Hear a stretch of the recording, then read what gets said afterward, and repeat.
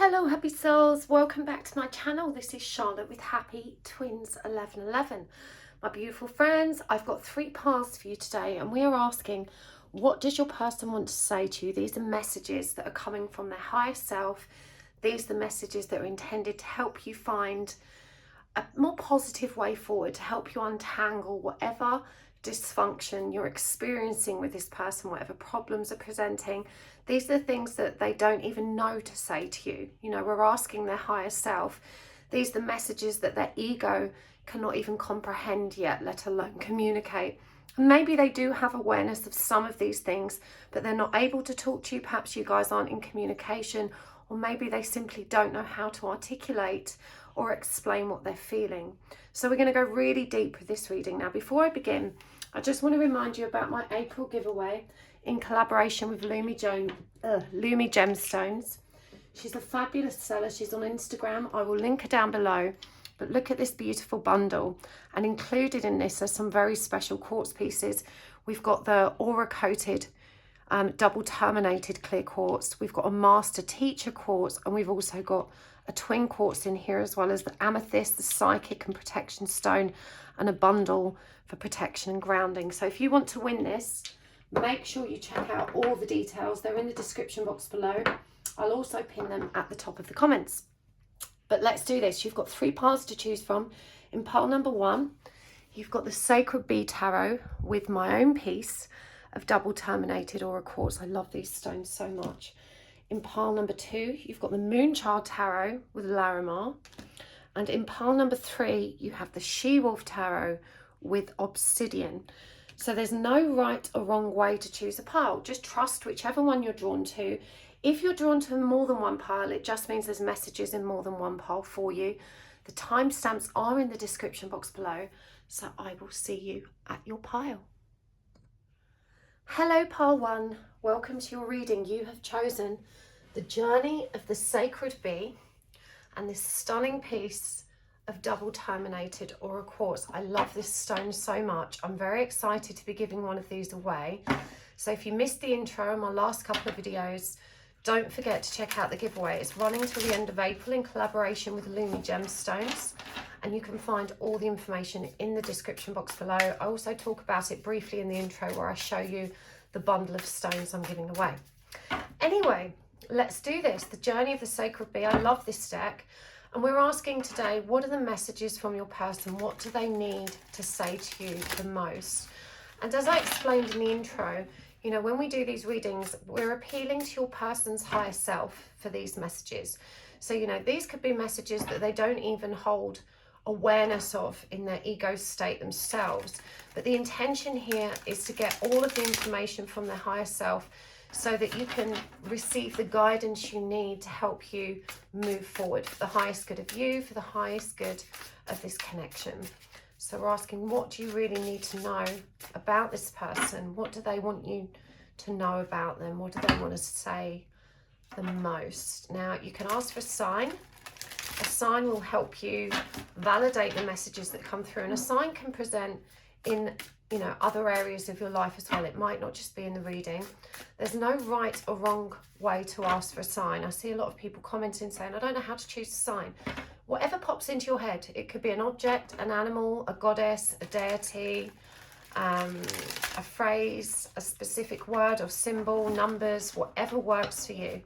No right or wrong. See if it comes through for you. Don't ask for a bee because that might be a bit too obvious since you've chosen the Journey of the Sacred Bee deck. There's loads of bees in this deck. Okay, let's do this. We're going to get the oracle cards. We're going to get the charms, and we're going to use the tarot coins as well today, and message cards. We're going all in. There will be an extended reading as well. So if this resonates for you, you can always find the link for that in the description box below. Let's do this, pile 1. What does your person want to say? Before I start, I'm just going to pull some cards to help me get some context for what's actually happening between you that they want to communicate about.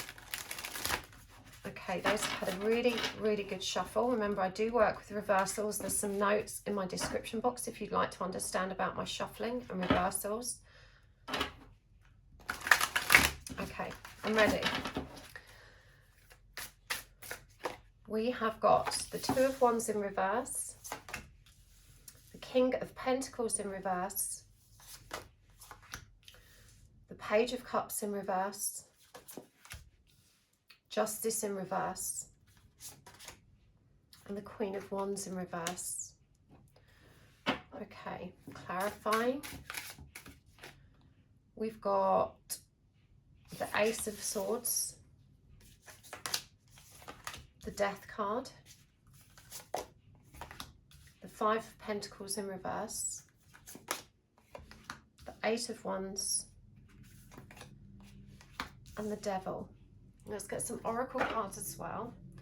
Today I'm using, this is the Seven Energies Oracle. All the decks I use are listed in the description box below. We've got a Burst of Magic, Roots of Abundance, and a Tall Tale. And from the Animal Spirit Oracle,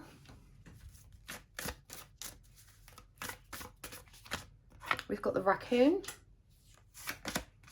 the Firefly, the Swan, the Tarantula,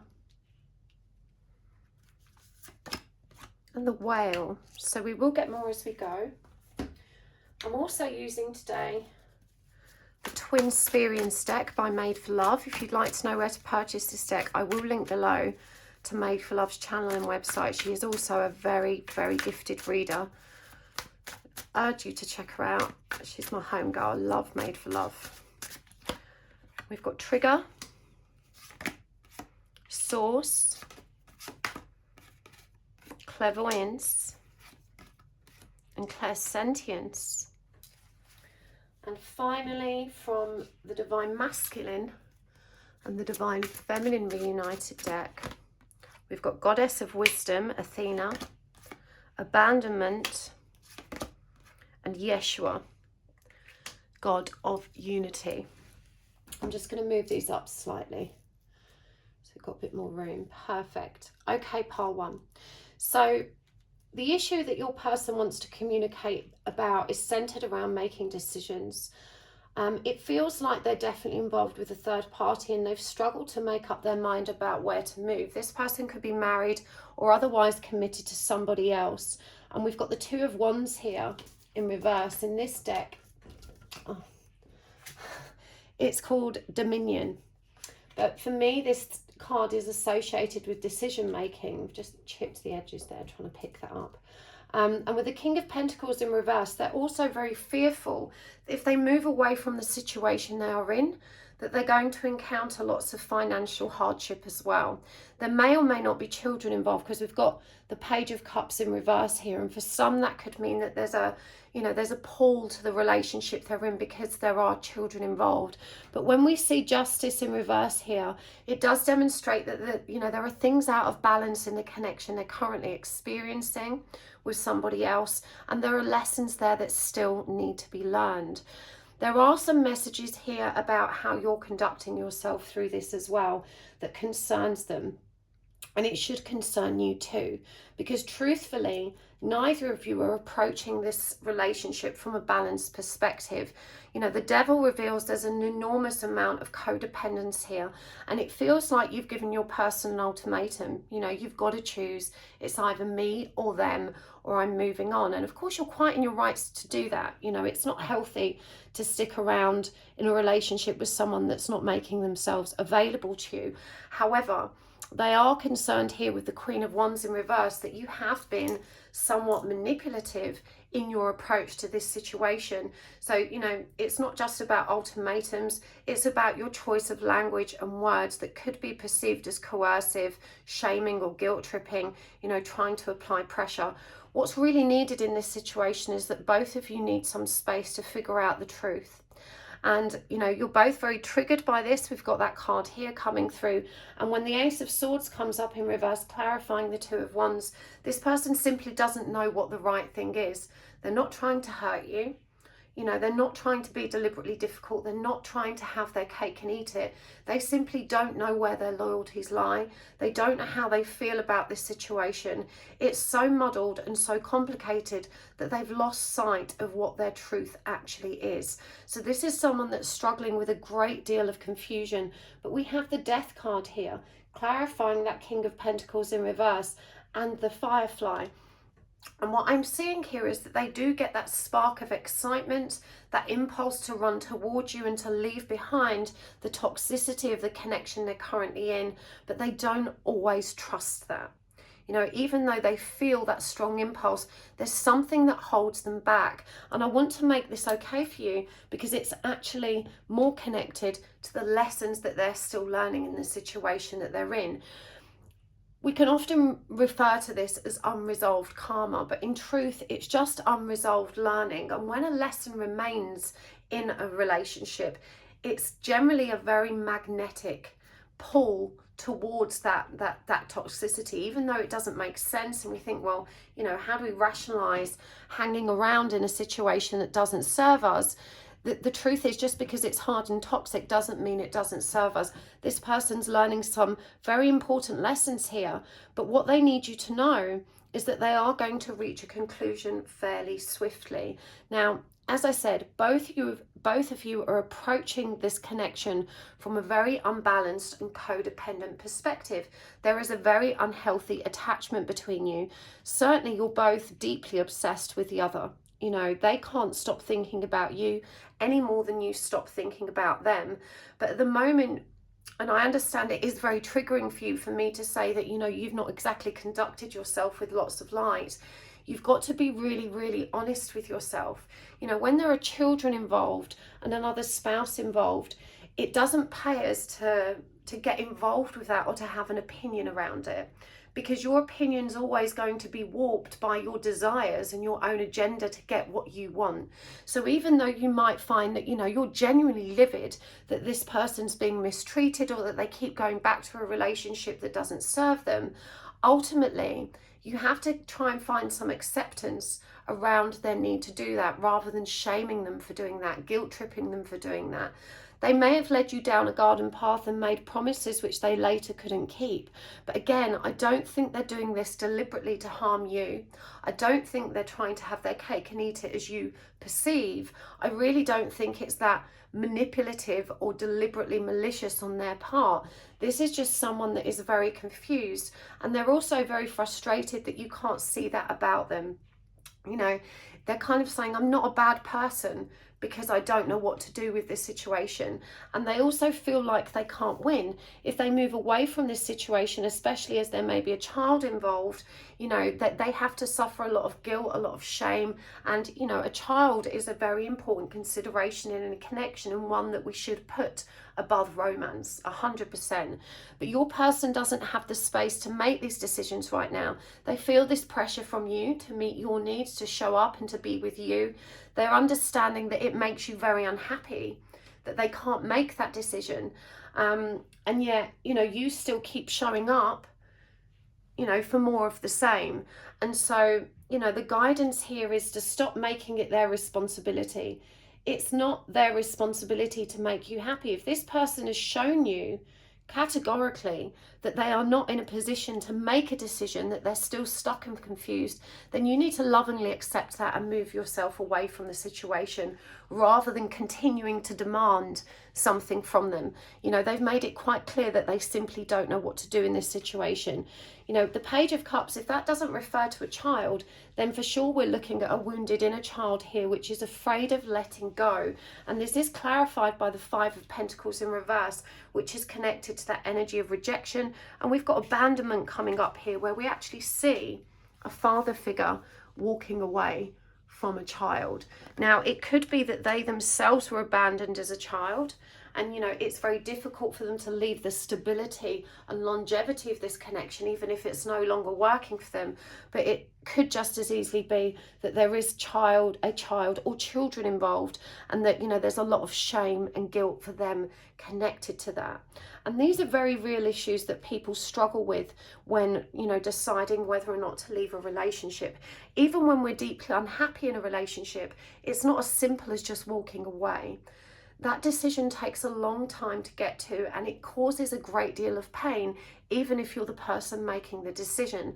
So it's important to recognize that the kind of confusion they're experiencing is normal, and it's not necessarily a reflection of how they feel about you. You don't necessarily see that those two things could be separate. To your mind, your attitude is, if you love me, you would be with me, and it's that black and white. But that's not real life. You know, quite often what we want requires us to make huge sacrifices, and making sacrifices, especially when other people are involved and at the risk of being hurt, is an incredibly challenging thing to do. And you're simply not understanding this about them, and they feel very frustrated and somewhat aggrieved about this ongoing pressure they feel for you, your mental well-being. You know, every time they say, I haven't decided, or I can't do this, you have this emotional breakdown, which just kind of piles more pressure and more grief into the situation. And no one's saying that you're not entitled to those feelings or to that anger, but, you know, you do have to take responsibility for making a decision that serves you, rather than beating this person up for not making that decision. You know, you can't force this person's hand. And, you know, genuinely, it feels like if you continue along these lines, you're just pushing one another further and further away, because the situation becomes untenable. This person cares about you very deeply. There's definitely a soul connection here, and they feel that you are literally a mirror to them, and they may have communicated this to you. They're recognizing, you know, that there is a very deep and powerful soul connection here. We've got clairvoyance and clairsentience. You know, this is someone that sees. This is someone that feels. This is someone that's very tuned in to the energies of this connection. We've got goddess of wisdom and goddess of unity. You know, this person recognizes the beautiful work you're doing to transform yourself, but they're also not buying this story that you're feeding them about unconditional love, because they recognize that the love you are offering is not unconditional. And, you know, you can't offer them unconditional love unless you're offering it to yourself. And, you know, it's clear to see here, if you're showing up for a relationship with someone unavailable, that's not loving yourself. And you can't tell someone you love them unconditionally and then lose your shit and place loads of conditions upon the connection, you know, when you're not feeling good about it. The two don't go hand in hand. It's a contradiction. And I'm not shaming you for saying this, just asking you to be honest and real with yourself, because at the moment they're stuck, and nothing you can say or do is going to help them become unstuck. If anything, the pressure that you're applying is reinforcing the glue. They have to learn this lesson. But as I said, it does feel like there's only a matter of time before this resolves itself. You know, this person is working it out. We've got the tarantula here, which is a really industrious creature. And, you know, they are trying their hard to work at this, to figure it out, to take the steps to move forward with it. But right now it feels like they're feeding you crumbs and you're having to scratch around in the garbage for their leftovers. And naturally that's very triggering and very hurtful for you. But you really need to assess why you continue to show up for more of the same, rather than beating him up, you know, for handing you the same package they've handed you every day in recent times. You know what's coming, because they've been perfectly honest about where they're at. And often they will say, yeah, I'll leave, I'll come to you, that's what I want. But a big part of that is to satisfy and calm you, because you get so emotional and so desperate about this situation that they make promises which they're not confident they can keep. You know, I really feel like with Source here, a lot of this is more divinely guided than you would realise. And that's to say that neither one of you really has as much control as you would like. And the goal here is indeed to let go of control. I want to come back to the Queen of Wands in reverse, because again, when this card comes up, this shows someone that's using their sexuality, their power and femininity to support their ego's desires. You know, that's to say, you could be, you know, teasing them. Even though, you know, you want to move on, one of the ways you keep them hooked is by massaging their ego, teasing them sexually, and, you know, keeping them involved, keeping them attached. The devil here doesn't lie. The devil represents conditional love, obsessive, distorted, you know, compulsive love. It's an addiction. You know, both of you are addicted to one another, and that's not healthy, balanced love. Real love doesn't want. It just is. You know, love is self-fulfilling. There's no need to give or take. You know, and if you're learning about unconditional love, it's wise to recognize that when you give yourself all the love you need, you are no longer feeling that painful longing to have someone else meet your loving needs. And that's when you can truly love from a place of authenticity. This isn't happening for either of you right now. You're both mirroring one another's wounds and learning these lessons, but neither of you are actually recognizing the truth of where you're at. Now, we've got Pinocchio here, a tall tale. And I'm really guided that there's something this person's still keeping under their hat. Again, your reactions to them discussing their other relationship are so intense and so painful and so emotional that they don't feel that they can be honest with you. And even though it frustrates you that this person isn't honest or sometimes tells tales, tells lies, you know, I need to remind you that it takes two people to have an authentic relationship.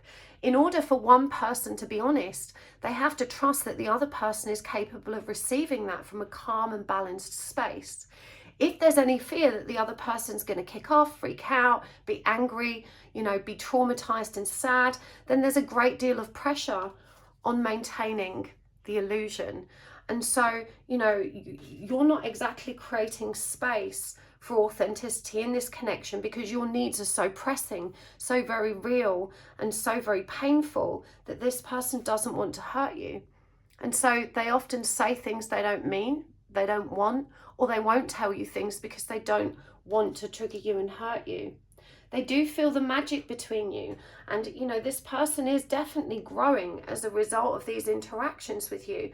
But in truth, it definitely feels like each of you needs some time out so that you can actually find some peace and balance and, you know, that spark of creation that leads to productive change in each of you independently. Separation occurs in these dynamics for a reason. It's a gift. I know it doesn't feel like it at the time, but in truth, if you're not able to be apart, you know, that clearly demonstrates that you are codependent. It's okay to miss somebody, but to feel absolute pain when they're not in your zone of awareness isn't a healthy dynamic. It's indicative of an underlying abandonment or rejection wound, you know, as we've seen here, that causes us to latch on and cling to someone for dear life because without them, we feel bereft. That's not real love. That's codependence. That's conditional love. That's asking someone else to quench your own thirst because you can't drink from your own tank. You know, so this is what you're being asked to heal. And I feel like this person, you know, they really are stuck between a rock and a hard place. I do feel that the relationship they're in is dead to a degree. You know, there is a lot of toxicity there, but these uncomfortable situations that they're in are teaching them so much. And those are lessons they have to learn. And so it doesn't pay you to be resentful or harsh towards their partner. You know, it's not your job to demonize the other person or to decide that they don't deserve to be with, you know, your person. It's important to recognize that, pardon me, the lessons they're learning are valuable and important. Now we've got roots of abundance here, and this is a number 2 energy. It's connected to the energy of the High Priestess and the Divine Feminine. You know, this person, I feel, has been fairly successful in their life and is also paranoid about losing some of their wealth throughout this process. I feel that they don't entirely trust you, never mind their partner. This person has a hard time trusting and discerning between what's real and what's an ego fear or anxiety. And so, you know, definitely there's some financial or work concerns that also impact their inability to make a decision here. Really triggering reading here for you, part 1. If you're still here, my hat's off to you. It's not easy to hear this stuff, but you know, it's by being real with ourselves about how we're showing up that we actually make the most positive changes. What else does your person want to say? We've got the Page of Swords in reverse, Judgment, the Queen of Cups in reverse, the Four of Wands in reverse, and the Five of Swords in reverse. I'm going to get some of these cards. This is the Sacred Geometry of Relationships deck. We've got Curiosity, we've got Connection, we've got Commitment, we've got Union, which is really interesting because that's come up under the Four of Wands, which is traditionally a union card, and we have got Honesty. From the message cards, and this is the White Rose Guidance Divine Love Messages Volume 2 deck. If you've not checked out her channel, please do. I'll link it in the description box below. She's absolutely brilliant. I know who you are to me. 1,000 lifetimes with you would never be enough. I could listen to your voice for days on end. I want more with you one day. And I'm going to get some of these cards as well. These are message cards that I have written on myself with messages that I've channeled. I just don't know what to say to you. I lied because it felt easier than hurting you with the truth. My heart says yes, but my head says no.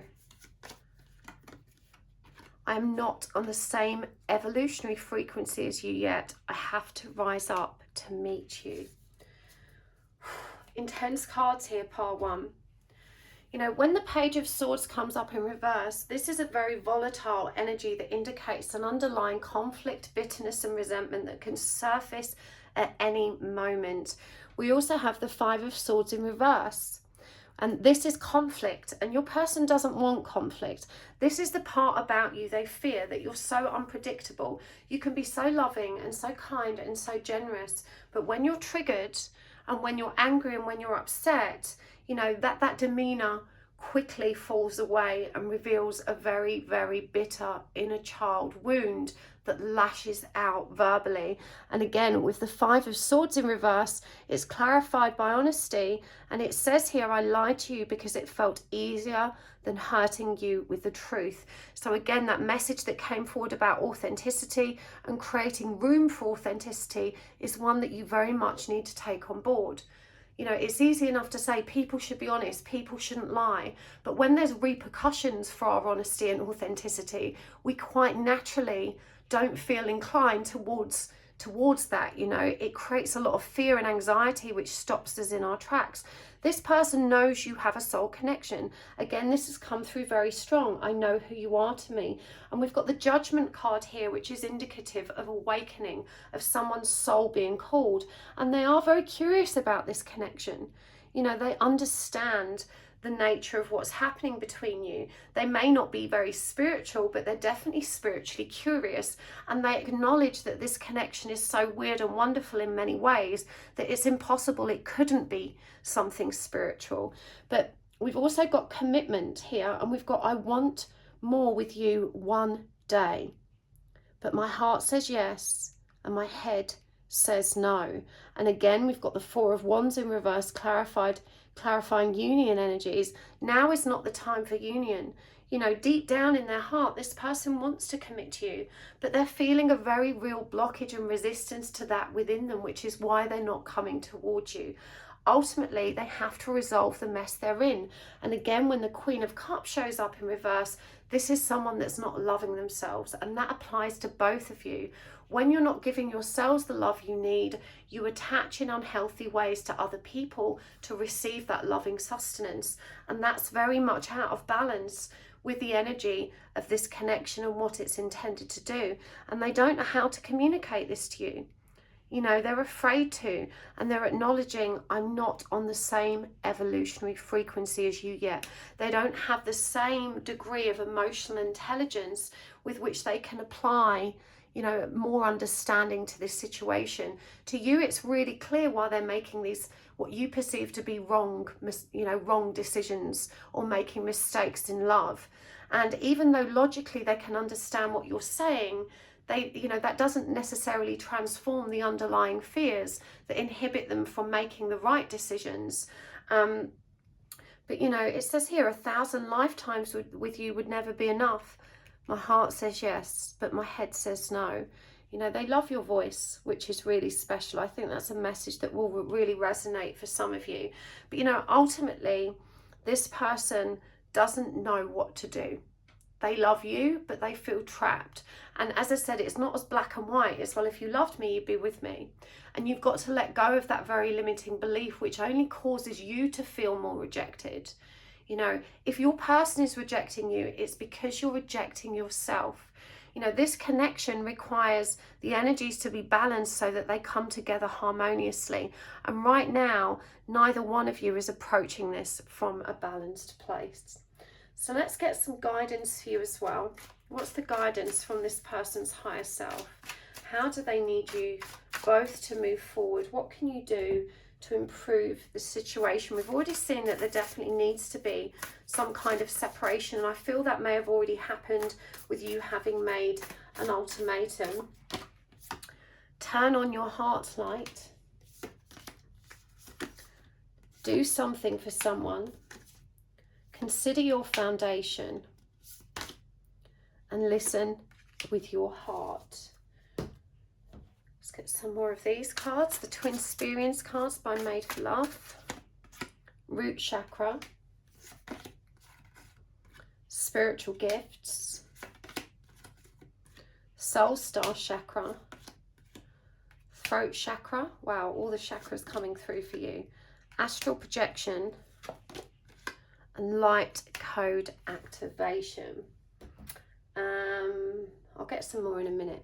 So turn on your heart light. Reflect on a time when you experienced love. You know, we've also got listen with your heart. You're listening, but need to hear with a loving heart. You know, that means that when this person communicates to you, you're so triggered that you're reading between the lines and you're not truly hearing what they're saying. To you, it feels like a contradiction when this person says, I love you, but I can't be with you. And so you're not hearing the I love you part. It's almost like the I love you part is completely demolished by the sentence that follows, I can't be with you. Again, you know, you seem to not understand that it just simply isn't black and white. It's entirely possible to love and care about someone very much and yet not be ready to be in a relationship with them. Do something for someone, give your attention to another. And I don't feel that this refers to them. I feel like you have been neglecting your friendship group. Perhaps they've got frustrated with you constantly talking about this. You really need to try and detach from this situation and nurture the other people in your life right now. You know, to give time and attention to the people that are there for you. It's asking you to consider your foundation. Look at how committed you are to love. And this refers to the foundation you build for yourself and your own loving energies. Again, you can't truly commit to loving someone else if you haven't committed to loving yourself. The two don't go hand in hand. You can't give someone something that you don't have. You know, just as you can't put a roof over someone else's head if you don't have a roof over yours. You can't give someone your lunch if you don't have lunch. And love works in the same way. You know, and truthfully, when we give love in order to receive something in return, that's not even real balanced love. It isn't authentic love. It's love that's born of an underlying agenda to receive something back. And because we're giving love from an empty tank, what we're essentially doing is starving ourselves and then being angry with the people that take our food that we so willingly offered it to. You know, it's really not a healthy dynamic. When the root chakra card comes up, this refers to your inner child wounds. The root chakra is where we store all of our pain and all of our trauma. Remember, we had the source energy here. You've got spiritual gifts as well. You need to understand that your respite, your peace, the inner harmony and the love that you need is all within you. You know, when you allow yourself to truly step into the spiritual nature of this journey, and I'm hearing you do a lot of research, you watch a lot of readings, you read a lot of books on the topic, but you're not putting it into practice. You know, spiritual doesn't mean studying spirituality. It's a doing word, it's a verb. You know, it's about being spiritual, and that means giving yourself the time to explore your own dear heart, you know, to connect with source. The soul star chakra is indicated, and this is all about stimulating your channel to receive the divine guidance you really need, that will help you step into authenticity and open the throat chakra in a more balanced and harmonious way. Right now your communication is distorted, and it's born of a desire to get what you want, no matter the cost. You know, and you're so determined to get what you want that you're unable to see the bigger picture and to consider other people's perspective, particularly your person's. We've got astral projection, and I do feel that you have a very telepathic, very astral connection with this person. You know, you probably find that they meet you in your dreams, you know, that they constantly feel present to you, even though they could be on the other side of the world. You know, this really demonstrates that separation is in fact an illusion. If you have a deep soul connection with this person, recognize that they're always with you. There's a great deal of comfort in that. You know, when you walk away, it's never going to be forever. And truthfully, you can't stuff this up. If there is a soul connection, any delays, any separations, they're always going to be temporary. You will always find your way back to one another. But ultimately, you have activated one another's growth. And that's where your focus needs to be. The psychic development stands out tremendously for you, part one. And that's where your focus needs to be. And your person, you know, their higher self at the very least, recognizes the truth of this connection and what's intended to be achieved here. So let's get some more cards, and we're going to get some charms as well. What's the final guidance from your person, please? We've got joy, miscommunication, sacred sexuality, and Thoth, god of wisdom. Remember, you had Athena, goddess of wisdom, as well. From the charm bowl, I feel like there's some charms missing. My kids have probably been fishing around in there. Everything will be all right. You can trust part one. The only way is forward. Friends don't lie. A nod to Stranger Things there. The clock Rolodex. Don't overthink it. The crescent moon. The two swords. The rose quartz heart. And the white rabbit. I'm going to get some tarot coins as well.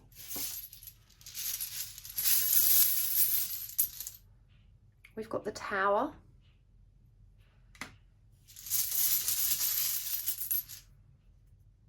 The Wheel of Fortune.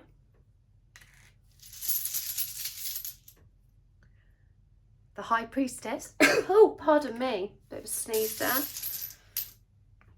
And the Queen of Pentacles.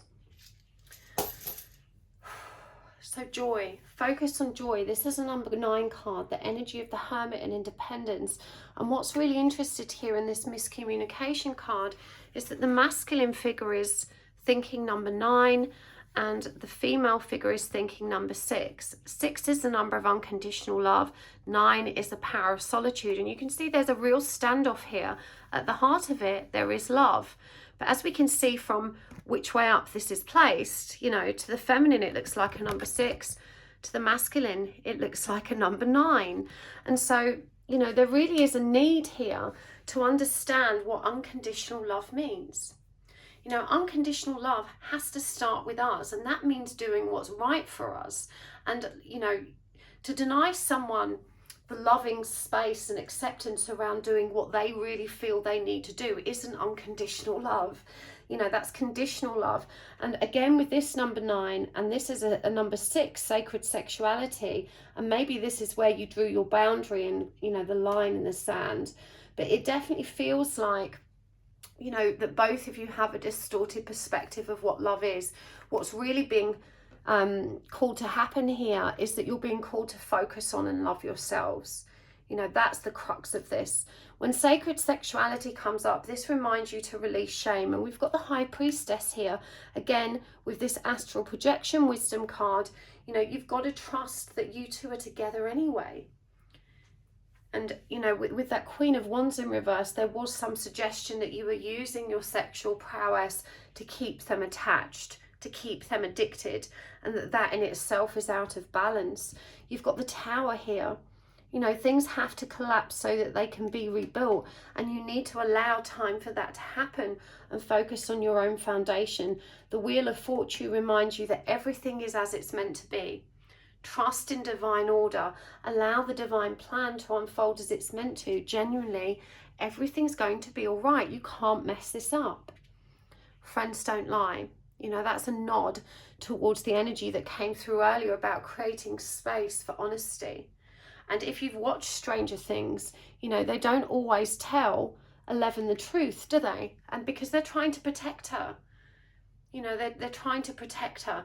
Sometimes lying isn't with, you know, ill-dignified intention. There's two charms here about timing, in particular, the White Rabbit. You know, he's always late, isn't he? I'm late, I have to get where I'm going. And so, you know, for you, time is running out and you're impatient to get to where you want. But, you know, you have to navigate the process. You've got to walk the path. You can't skip steps. There is no shortcut.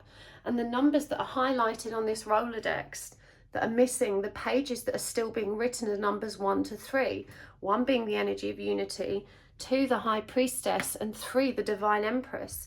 You know, this is all about coming into union with self and to stop overthinking it. A lot of your anxieties haven't actually occurred. You know, anxiety is worrying about what may happen in the future, and the truth is that's still unknown, and there's very little point what-ifing about it. Your person will continue to be indecisive, and they need the time and space to work that out. The pressure and arguments from you aren't going to speed this up.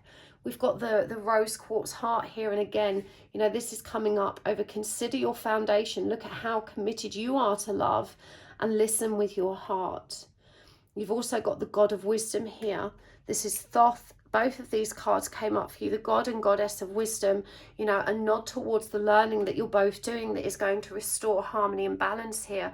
And we've also got that Queen of Pentacles, which for me promises commitment that's yet to come. But you don't get to decide when that happens. You can't force it. And you're being asked to lovingly let go of control and allow things to work out as they're meant to work out. Deep. Okay, I'm going to get one more card for you. One more card. In fact, I feel guided to get it from this deck. One more message from your person before we move this over to the extended. Okay. 3 wanted to fall out. I'm under no obligation to make sense to you. We have very different values in life and love. I'm sorry I hurt you. It was never my intention. And here's the thing. As much as it's nice to receive an explanation so we can understand where we stand, we are not entitled to that from anybody. Everyone has the right to silence. Everyone has the right to say, this conversation makes me uncomfortable, I'm not ready to have it. We don't truly owe anybody an explanation. Sometimes it's polite and it's certainly nice, but it's not an obligation. And this person, you know, they're very frustrated that you're constantly demanding to know, to understand, you know, and really what you want to hear is reassuring words, and they don't always have them for you. And it puts them in that predicament where they have to start, you know, telling those tall tales just to keep you calm and on an even keel. That's a burden that nobody wants. No one wants to be responsible for whether or not you have a meltdown. You know, you're not 5 years old. You know, it's not, oh my God, quick, give her a nap and a cookie. You know, you've got to be real. If you cannot control your own reactions, you can't truly expect honesty from this person. You know, they're just treating you with kid gloves, but it's because of how you've responded and reacted in the past. And they're finding this very troublesome. You know, it makes it very challenging for them to give you the information you so desperately desire. If you're not truly prepared to hear the truth, stop asking for it. Stop pressing for it. What you're really asking for is for them to tell you what you want to hear. But that's not real life. We have very different values in life and love. Again, you're on a different evolutionary frequency. It's okay if you don't see eye to eye on how relationships should be conducted. Rather than trying to change their mind, focus on building stability in your own values and sitting with confidence in them. You know, they are sorry they hurt you. And I genuinely believe that hasn't been their intention. As I said, there's been a lot of confusion here. And even though I can't agree with the way they've carried on, I'm not saying it's okay. But judging them when you're still showing up to receive what they're serving is futile. It's not about blame or pointing fingers.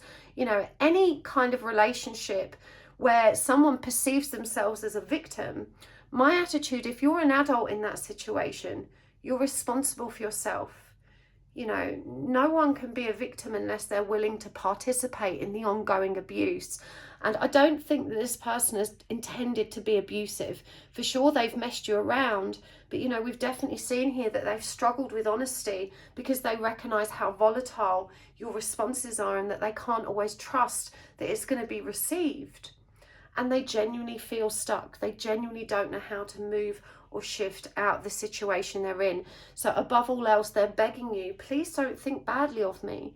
You keep painting me out to be the big bad wolf that's hurting you so much and wrecking your life and keeping you waiting. But this has never been my intention. I'm trying my best. You know, I'm not a bad person. I'm just someone that's very confused and very stuck. Someone that doesn't have the strength right now to step out of the situation I'm in and choose what's right for me. Someone that doesn't even know what's right for me. And the drama in the situation with you at the moment makes them feel like they might be jumping out of the frying pan and into the fire. And truthfully, you're both jumping into the fire the way you're approaching this connection. Both of you are coming at it from an energy of codependence, addiction, obsession, and that's not real love. You know, that's what we discussed. Not an easy reading, Part 1. I'm sending you lots of love and I'm sending you lots of light. If you do want to join me over the extended, we're going to go deeper here. We're going to look more at what's going on. We're obviously going to get more advice, more messages from your person. You can always find the link down below. But thank you so much for joining me here. And a very special thanks to those of you that watch my adverts. I really have noticed a dramatic difference in the uptake, and it really does help my channel to grow because YouTube make revenue when you watch an advert, and that means if lots of people are watching my adverts, my videos are profitable for them and they're more likely to recommend them to other viewers, which means more people find my messages. So it's, you know, it's win-win for me when you do that. So thank you so much. It really is a perfect energy exchange, and I really appreciate the time you take for doing that. So thank you for being here, and I will see you next time. Lots of love. Bye. Hello, Part 2. Welcome to your reading. You have chosen the Moonchild Tarot and the Larimar Crystal. And we are asking today, what does your person want to say to you? These are the messages from your person's higher self. So remember, when we're tapping into the higher self, we're bringing forward messages that perhaps their conscious 3D self isn't even aware of.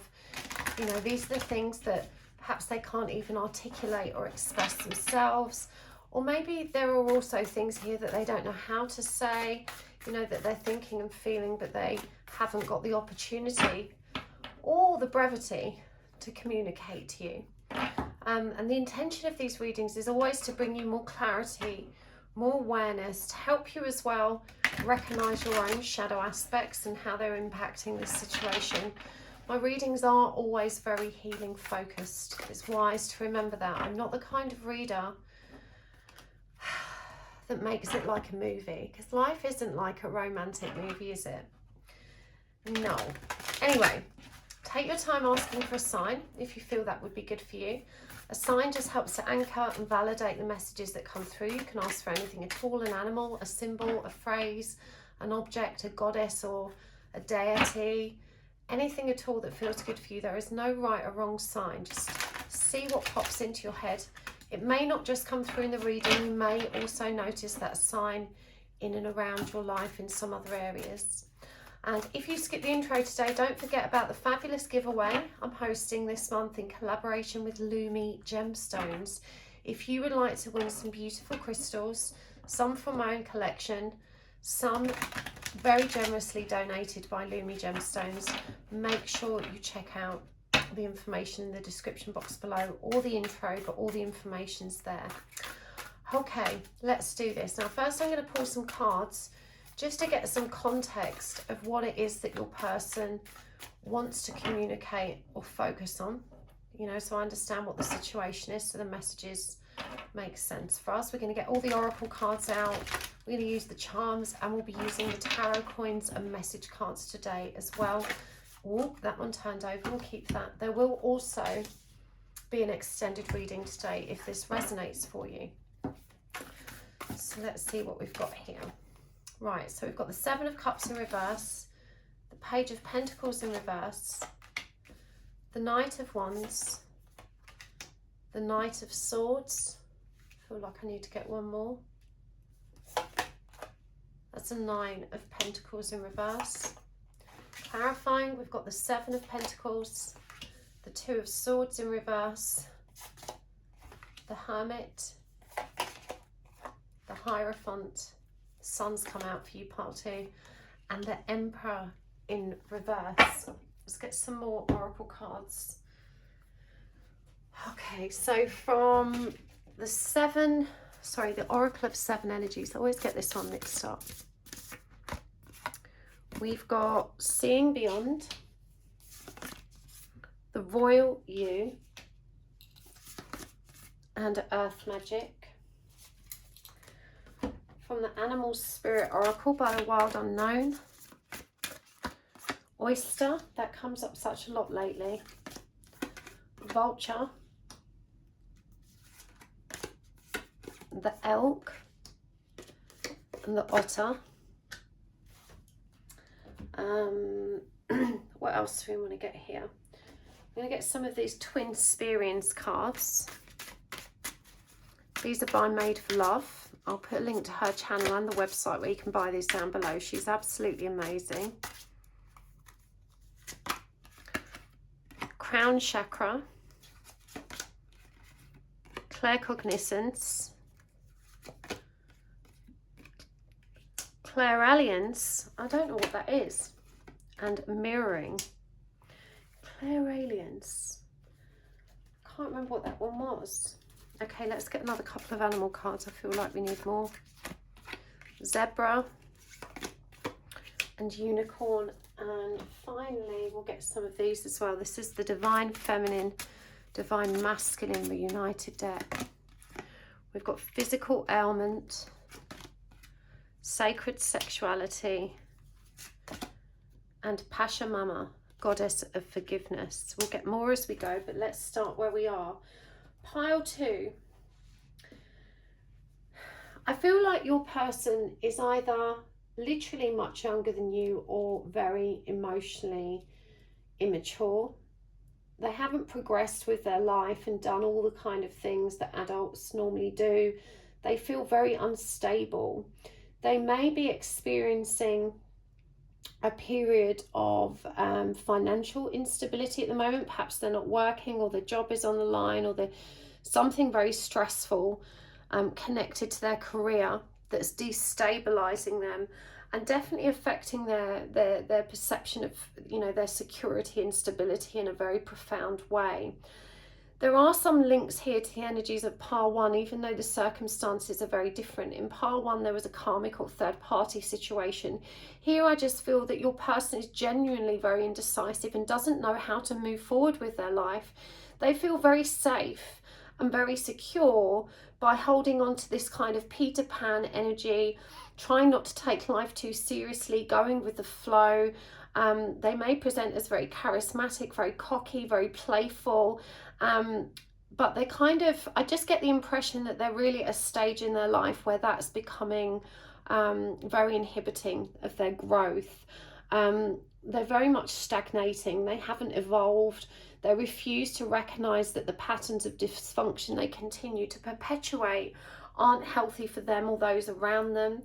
I do feel that this person has recently become aware of their shadow aspects. I'm seeing in the Knight of Swords here, I'm going to bring this close so you can see it, literally these kind of shadow aspects of self that are being revealed by the light. And I'm understanding that they've found this very, very triggering. This is clearly someone that runs very hard from intimacy. They have a strong energy of avoidance. You know, they don't know how to communicate at a deep emotional level. They tend to shy away from these conversations. And so, you know, when that old term comes up, we really need to talk, this person kind of runs a mile, buries their head in the sand, and prefers to avoid anything of that nature.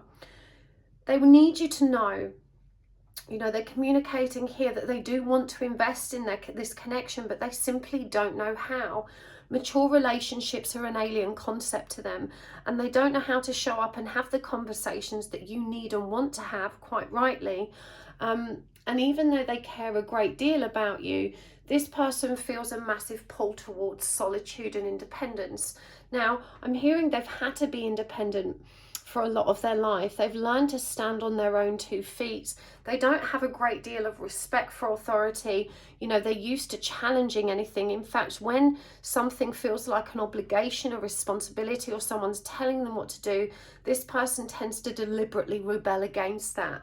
You know, they don't like to be boxed in, hemmed in, or directed. This is someone that feels very passionately about maintaining autonomy over their life, over their decisions, and this further fuels that fire of ultra independence. My gut feeling is they likely haven't had many long-term serious relationships. They kind of hop from one relationship to another, usually with people that like them or intimacy avoidance, so that there's no pressure for them to show up in a more meaningful way. Of course, your relationship has turned that idea on its head, because they feel very connected and very addicted to you, and yet they're also absolutely terrified of the way you prod and poke at their heart space in a way no one else ever has. This makes them feel extremely vulnerable, and they don't know how to explain this to you. I'm hearing they don't necessarily understand this about themselves, but they're very intimidated by your direct nature. They're very intimidated by your own maturity and your successes, and they never really kind of saw themselves getting into a situation like this. And so, you know, they're very triggered. They're running from this quite hard. Now, they know that what they've offered you has never quite been enough, and they seem to swoop in when you're at your most vulnerable. And that's to say that when you get tired of placing these demands upon them, you get tired of having these conversations, and you kind of let it go to keep the peace. This is when they are the most responsive. You know, when you leave them to their own, to their own ideas, when you let them just do whatever that is they want to do, that's when they tend to kind of come closer and be more present in your life. But there is still a kind of unseen boundary there that they refuse to cross. Now, with a physical ailment thing coming up here, I'm picking up that this may be connected to them and sexual fear. And this is another reason why they kind of keep your arm's length. You know, if they pursue a long-term relationship, this is something they would have to discuss. It would have to be brought out into the open. And that's not something they feel very comfortable doing. They really have put you on a pedestal. And this person needs you to understand that even though they appear as being very confident, very cocksure of themselves, that's very much a mask they wear to help maintain some, to maintain some semblance of security. You know, it's the ego's way of protecting them from the truth of who they really are, which to their mind is very, very uncomfortable. They recognize that you see beyond this, you see into them, you see these shadow aspects, and you're very comfortable pointing them out. And this makes them cringe to the pit of their stomach. No one has psychoanalyzed them or seen through their drama in the way that you do. We do have the Emperor here in reverse, which is distorted masculine energy. This is someone that's deeply in ego, struggles with addictions and obsessive personality type. You know, things have to be the way they want them to be, or they cannot be satisfied. And so there does feel like a battle for control in this connection. the royal you, again, this is them putting you on a pedestal, you know, perceiving you as just slightly out of reach. And rather than put themselves through the discomfort of trying to, you know, attain you, they tend to kind of try and create a dynamic where you're chasing them. So that's something that they're very aware of. You know, they definitely have this kind of Game Boy energy to them, where they're constantly observing your reactions and your responses, and that's informing them how much power they have in any given situation, and they're certainly using that information to their advantage. Now, again, this physical ailment and sacred sexuality thing comes up strong, and I feel like you had maybe assumed they were just a selfish lover, perhaps that they're not that motivated by you sexually, or that there's something wrong with you, and they're quite happy for you to labour under that illusion, because it means that they can continue to conceal their own sense of inadequacy and of not being able to live up to this kind of sexual prowess that their distorted masculine ego holds so dear. They desperately want to kind of see into you, and they're very happy to listen to you pour your heart out and spill the beans, so to speak, but they're not prepared to offer the same. And indeed, we have the vulture energy here. Remember what the vulture represents. You know, the vulture comes in and deals with the prey when everyone else has had a piece. You know, they're not particularly ready to start the fight, or to, you know, to finish the job. They're happy to come in and pick up scraps. And even though this feels like a kind of they couldn't care type of energy, actually this is born of them only ever having received scraps and not having the confidence to go out there and get what they want. They do have a lot of ego, and it's very triggering for them to acknowledge that they are not who society thinks they should be as a man at this stage in their life. There's definitely some deep inner child wound here as well that connects to that kind of masculine stereotype. It feels like there was definitely narcissistic parents at play here that had kind of unrealistic expectations of how this person should be. And I'm hearing from many of you, this person grew up without parents, grew up in the care system, or didn't have healthy role models at all. They very much had to make their own way in the world, which again reinforces this energy of ultra independence. I must stand on my own 2 feet.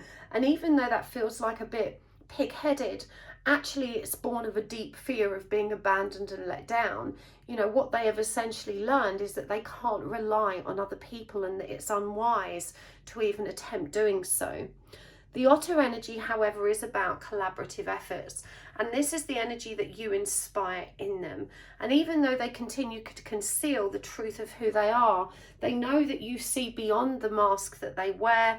They feel very grounded and very rooted in this connection, and despite them trying to run, they do always find themselves pulled back to you. Again, the unicorn comes up to indicate how they recognize the very magical nature of this connection. We've got the crown chakra here, which is all about, you know, their awareness having been blown open. And part of them finds this very exciting. It's, you know, because it's a, what's the word? It's just a fascinating or intriguing thing for them to observe. But they also find it absolutely terrifying. I'm just opening the window. It's like a double-edged sword for them. They don't know if they're coming or going. On the one hand, they're absolutely riveted that you seem to see to the very depths of them, but on the other hand, this absolutely terrifies them, and they don't feel safe when they're sat in that energy. And so this is why you get this kind of hot and cold from them. You know, one minute they show up, they seem really intrigued, really charismatic, playful, cheerful, you know, wanting to chat and be involved, and then they can just shut down, and you probably feel like you're crazy and just, you know, made it all up to something bigger than it was in your head. But I do get a tremendous hot and cold energy with this person. And again, you know, it's like this oyster energy. There is treasure inside. Sometimes they open up and let you have a peek, but most of the time it is clamped shut, and they're simply, you know, not available to you in an intimate way. We have got Pasha Mama. goddess of forgiveness. And I'm really drawn to how this is coming up under the energy of mirroring, because this does feel like a very magical, very spiritual connection. There's lots of bizarre synchronicities that they've noticed, but it does feel that you continue to push each other's buttons in quite, should we say, triggering ways. And I think what they're asking you to consider here is that, you know, you don't tell them when you're triggered. You're very resilient, you're very proud, you know, you tend to go away and lick your wounds in private and talk to your friends about it, and you assume that they really don't give a shit or that they're not reacting in a similar way. But in truth, they very much get very triggered as well. The difference is that, you know, they probably don't talk to anyone, least of all their friends. You know, it's all kept top secret, but they may offer this perception that they're really not bothered. In fact, I'm hearing that they're the king of I don't give an F. You know, that's the kind of image that they want to portray to you, that they really don't care. Because the minute they assume that you think they do, you know, the minute they assume that you're thinking you've got them exactly where you want them. I've got some power over you now, you know. And so they refuse to show you their vulnerabilities. They're very good at pretending that nothing bothers them. But we've got all of these clairs coming up in this crown chakra. Again, you know, the third eye represented here with the zebra that's desperately trying to camouflage itself and to discover who they really are in the midst of all these challenges and changes. The dynamic definitely feels unexpected, and that's to say that in a normal walk of life, you wouldn't have been two people that would have normally been attracted to one another. It feels like you met in unusual circumstances. Definitely it feels like there's an age gap, if not a cultural gap as well, or a generational gap. You know, you both have different perspectives, and yet somehow it meets in the middle in such a beautiful way. They see you a light that they haven't seen in others, and this really makes their heart sing. They love that feeling they get when they're in your company.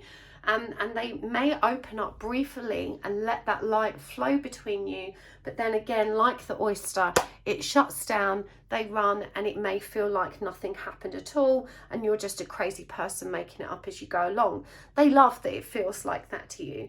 To them, it feels like they're keeping you on your toes, but for them, of course, it means that they're staying in control. They're not making themselves vulnerable or putting themselves at risk.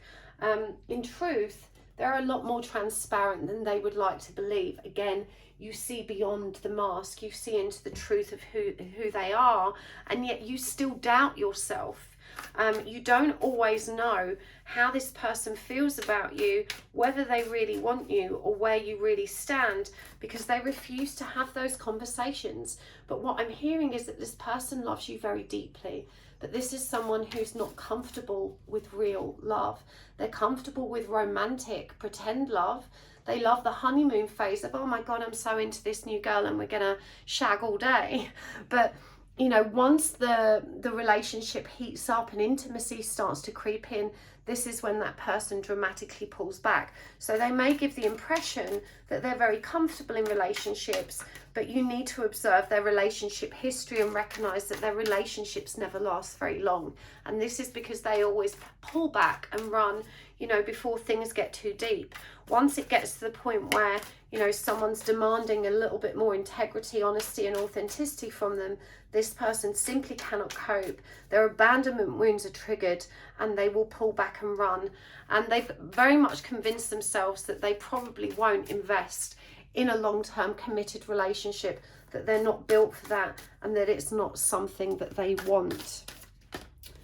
What else do they want to say? We've got the Sun, the Three of Pentacles, the King of Pentacles in reverse, the Hanged Man, and the Seven of Wands in reverse. I'm going to get some message cards here as well. All I ever wanted and needed is you. You will be in my heart until death and beyond. Can you handle all of my scars? Your name is following me everywhere. I'm going to use these ones as well. These are message cards that I've channeled myself and just handwritten on blanks. I'm not at the same evolutionary frequency as you yet. I have to rise up and meet you. You are a little bit too obsessed with me. I am lost. I am not a bad person for choosing me. So, you know, the sun really comes out for this person when you are in their zone of awareness. They love collaborating with you when they're not feeling good, and they tend to lean on you the most when they're kind of feeling a bit down. That's not to say they'll be very revealing about how they're feeling, but they will look towards you to prop up their ego because they understand that your devotion is total, and they really feel that, you know, you're very good at making them feel like $1 million. Indeed, it feels like you're very forthcoming and very honest about your feelings, and you enjoy, you know, helping this person feel good about themselves. They may laugh it off and pretend they don't really care, or be like, yeah, I know that, or give it, you know, that kind of cocksure attitude. But in truth, you know, it really does mean a lot to them that you say these things, and they really do trust you when you say them. We've got the King of Pentacles coming up again in reverse. And again, you know, this person simply is not ready for commitment. You know, we've got the Hanged Man here, which shows us that they're being forced to look at life from another perspective by this connection. Your energy triggers them to grow, and there is a lot of resistance towards that at the moment. With the Seven of Wands in reverse, they don't understand how to maintain healthy or respectful boundaries in either direction. And so this relationship has always been kind of upside down and back to front, back and forward, in and out. It's never been stable or constant. And because that's normal to them, they don't necessarily understand what your beef is when you bring it up. So they brush it off and they brush it off, and they don't take it seriously. And this tends to culminate in you saying, you know, I'm done with this, leave me alone, and blocking them. And they never take that seriously because they're quite aware that you calm down and you'll unblock them.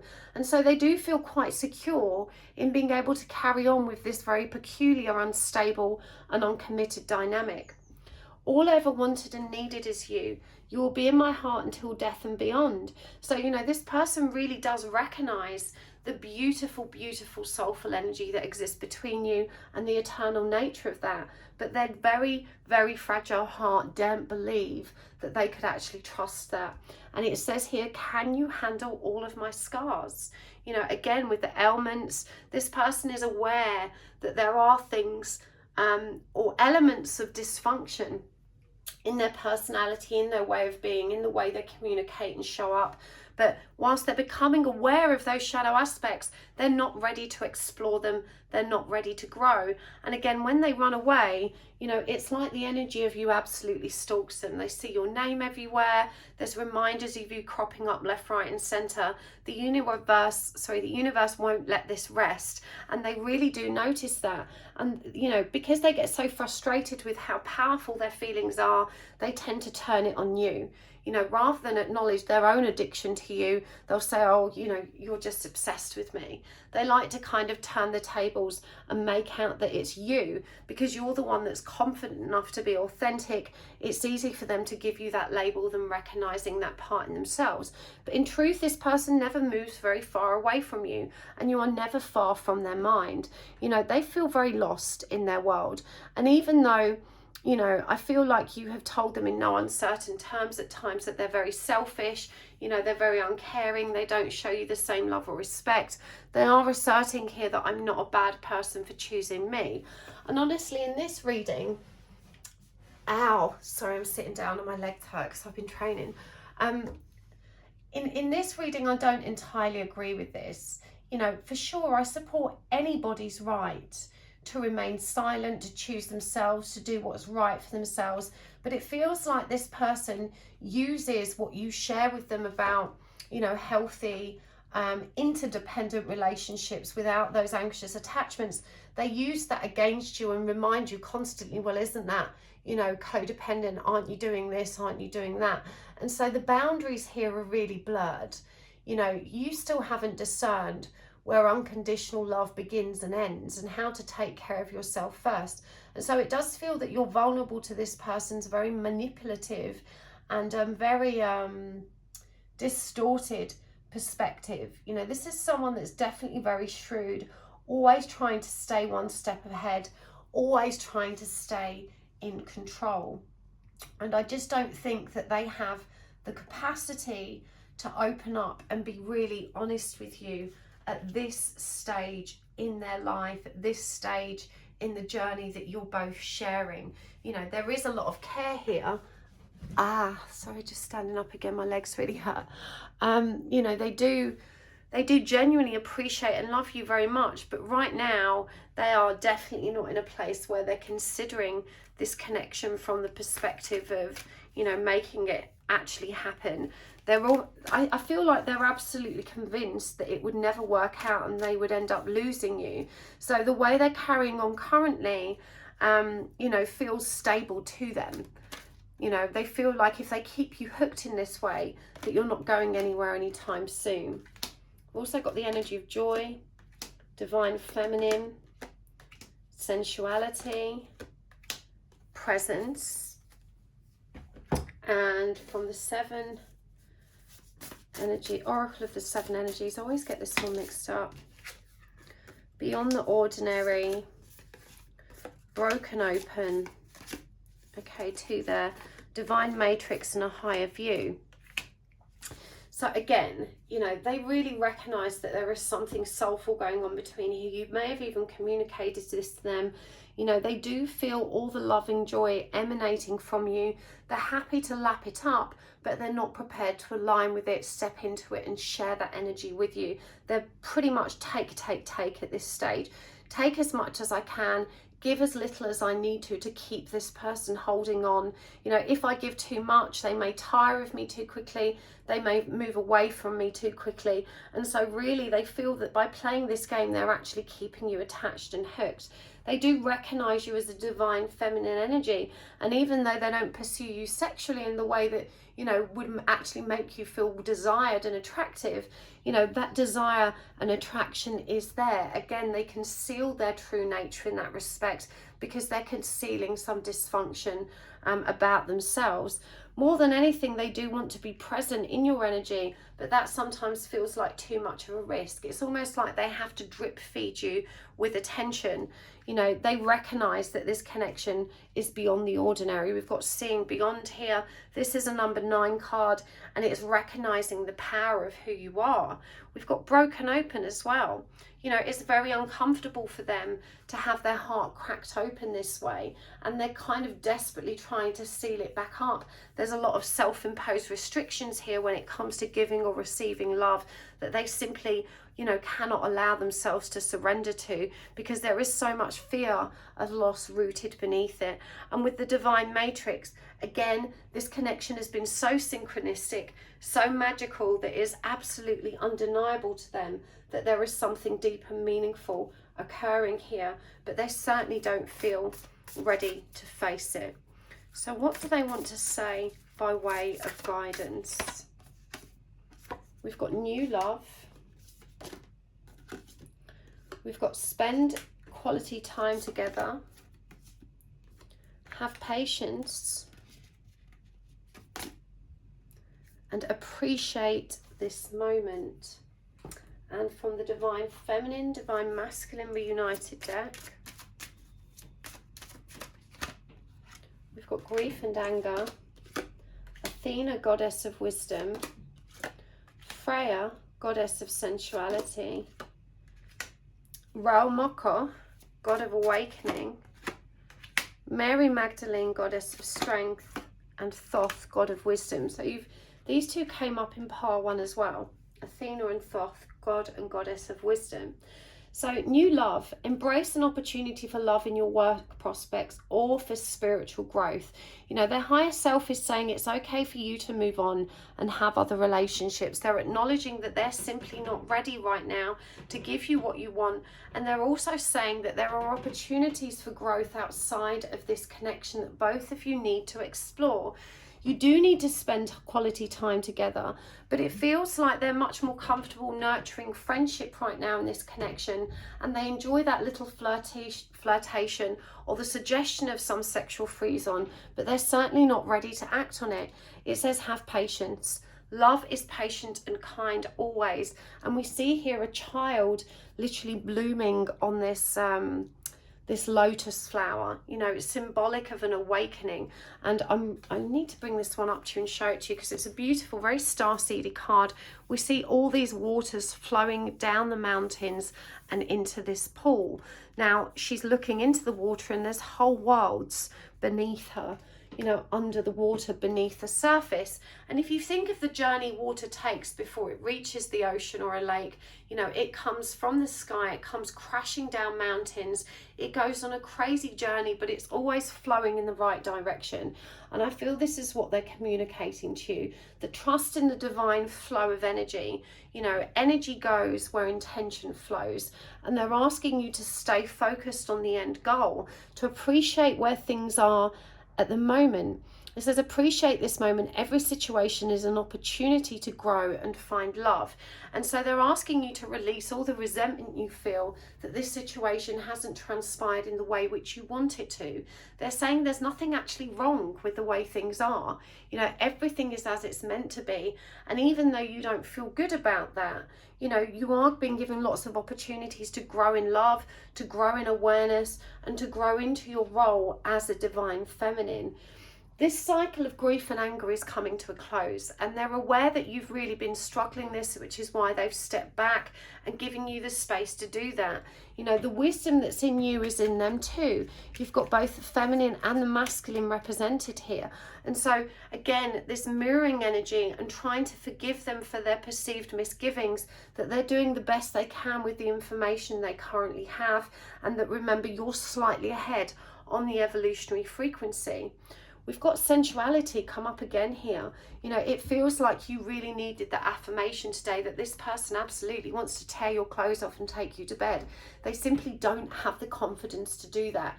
And so they pretend they're not really bothered or they're not really interested, because that's much easier than them facing up to their own insecurities. You know, the awakening is coming.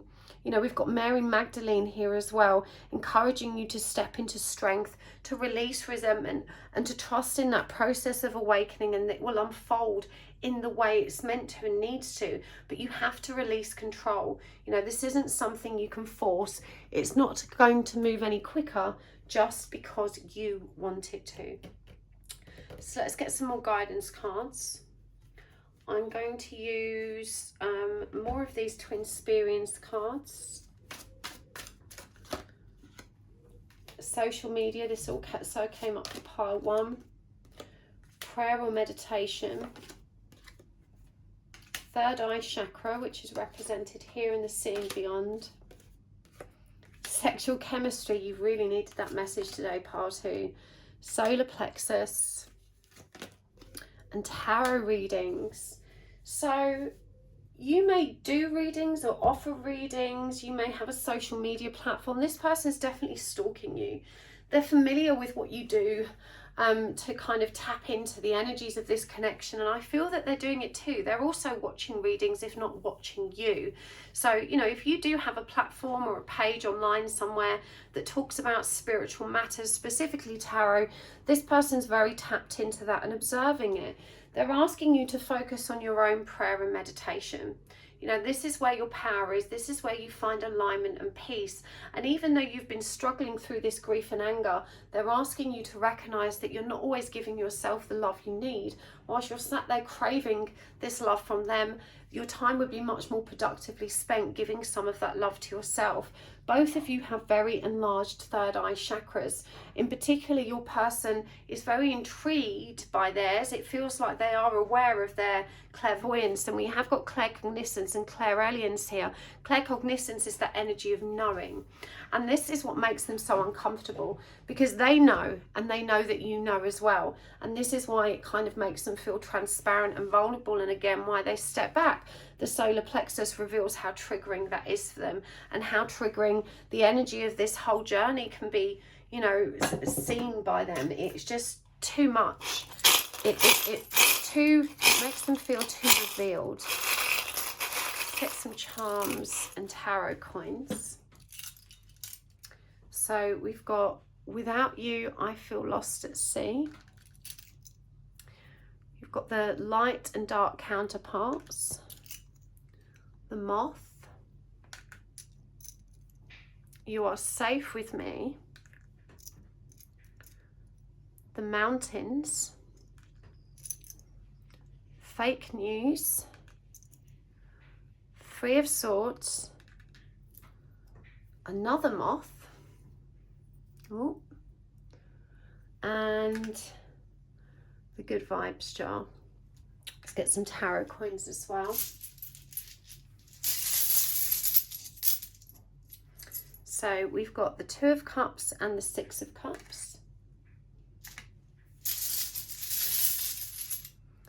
And the Three of Cups. And the Ace of Wands. So I refer to the Ace of Wands as the dick stick. You know, this person is really feeling it. You've had so many messages come out about the sexual energy that I feel is largely unexpressed in this connection, and you needed that reassurance today. Indeed, the fact that two moths have shown up is very revealing. Remember what moths do by nature. They are drawn out of the dark towards the light, but they're also quite destructive creatures, right? They always get hold of our best cashmere jumpers and nibble away at things that, you know, are useful and we hold dear to us.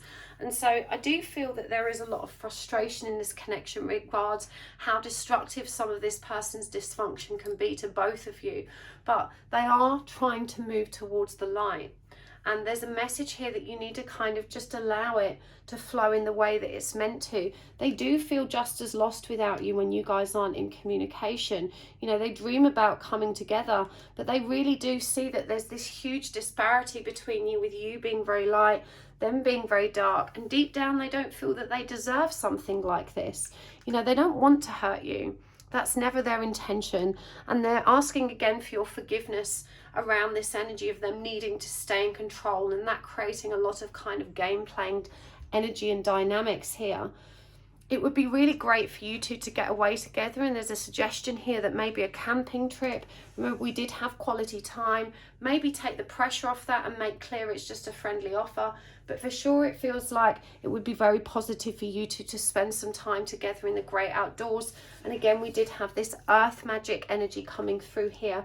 The suggestion that both of you need to ground and to spend time in nature. Fake news. Stop tangling yourself up in assumptions. You have a propensity to assume the worst of any given situation. And whilst this person is very good at concealing their true feelings, deep down you know, it's your own fears, insecurities, and abandonment wounds that get in the way of that truth. And when you stay aligned and you sit in prayer and meditation, you can connect with those good vibes and that truth. There is a lot of unresolved grief, that you've been working through here with this Three of Swords energy, and it roots back to betrayal. Again, it feels like your person, may have grown up without parents or without good role model parents. They may have been abandoned, and so their betrayal wound goes much deeper than yours. I feel like yours is also connected to the family unit, but that it's kind of gone on and repeated itself through lots of really painful relationships. And so you mustn't underestimate how much this wounding impacts your perception of one another. Again, there is more mirroring going on than you recognize. With the Two of Cups and the Six of Cups, this person does recognize that deep down there is a powerful and potent connection here, but they don't seem to be able to get past go with it because the fear always overwhelms them. And so this is why they keep it casual, they keep it social, they try and keep it platonic. Whew, I hope that helped, Path 3. I'm going to take this over to the extended now, and of course we're going to go much deeper with all of the energies that are presented. We'll get some more message cards and definitely more guidance. So if this resonated for you, the link to the extended is always down below and pinned at the comments. So thank you so much for being here today. I appreciate you so much for giving me the space to do these readings, and I want to extend a very special thanks to the very happy souls that exchange energy with me by watching my commercials. It really does make the biggest difference to my channel. It helps to keep things ticking over, and I appreciate it so very much. So thank you for taking the time to do that, and I will see you next time. Lots of love. Bye. Hello, Path 3. Welcome to your reading. You have chosen the She-Wolf Tarot and this lovely piece of obsidian. So we are asking today, what does your person want to say to you? These are the messages that we channel from their higher self in order that you can receive clarity, understanding, to help you move forward with this connection for the highest good of both of you. A lot of the messages that come through in this respect are from your person's higher self. They may not be things that their 3D self is consciously aware of, or perhaps they're things that they do know but they don't feel comfortable sharing. They don't know how to express or articulate, or maybe you guys aren't actually in communication right now. So we're going to get all the details. We're going to go really in depth. We're going to use oracle cards, charms, the tarot coins, and definitely the message cards. And there will be an extended reading today. If you skipped the intro, don't forget that I'm hosting a really fabulous giveaway this month in collaboration with LUMI Gemstones. All the details are in the description box below. You need to go and find the original video that I launched the giveaway on. The link for that is in the description box below and pinned at the comments. If you would like to enter, make sure you follow all the instructions. I'm really excited to give away such a lovely bundle of crystals, and included in that is one of those beautiful double terminated aura quartz. You may remember me talking about it recently. I actually cried when I unwrapped it. It's so high vibration and lovely. Anyway, let's do this. I'm going to ask first to get some context around what it is they want to actually communicate about. What is the situation that they're referring to? You can ask for a sign while I'm shuffling if that feels good to you. And remember, there's no right or wrong way to ask for a sign. A sign can be anything at all. It could be a name, a phrase, a symbol, an object, an animal, a goddess or a god or deity. It could be anything at all, a specific word. And when that shows up, oh, sorry about that. When that shows up, it just gives you, I guess, some validation that that message is meant for you. You know, I know my readings can be quite triggering. Sometimes the message is hard to accept. So the signs really help you, you know where you need to reflect and pay attention. And those signs may actually show up outside of the reading as well. You may notice them in other areas of your life. So let's do this. We've got the Sun. We've got the Wheel of Fortune in reverse, the Five of Pentacles in reverse, Cosmic Union, and Balance. Clarifying, we've got the Nine of Pentacles in reverse, the Seven of Cups in reverse, the Eight of Wands in reverse, the Two of Wands, and the Knight of Wands in reverse. Let's get some oracle cards as well. I'm going to start with the Oracle of the Seven Energies.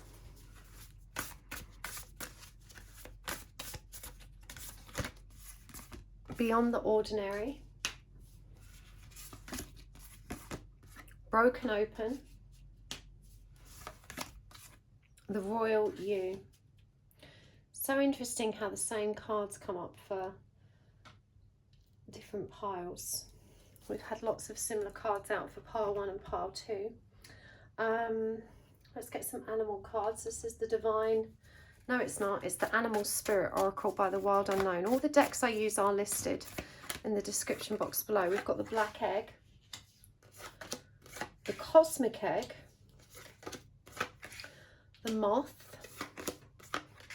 the Hummingbird, the Gazelle, and the Elephant. And from the Twinsperience Deck, this is a deck made by my homegirl, Made for Love. If you've not checked out her channel, please do. She's a fabulous reader and a spirit release therapist like me. This deck is great. You can buy this on our website. I'll put all the links down below for you. We've got Clairaudience, Numbers, and Dreams.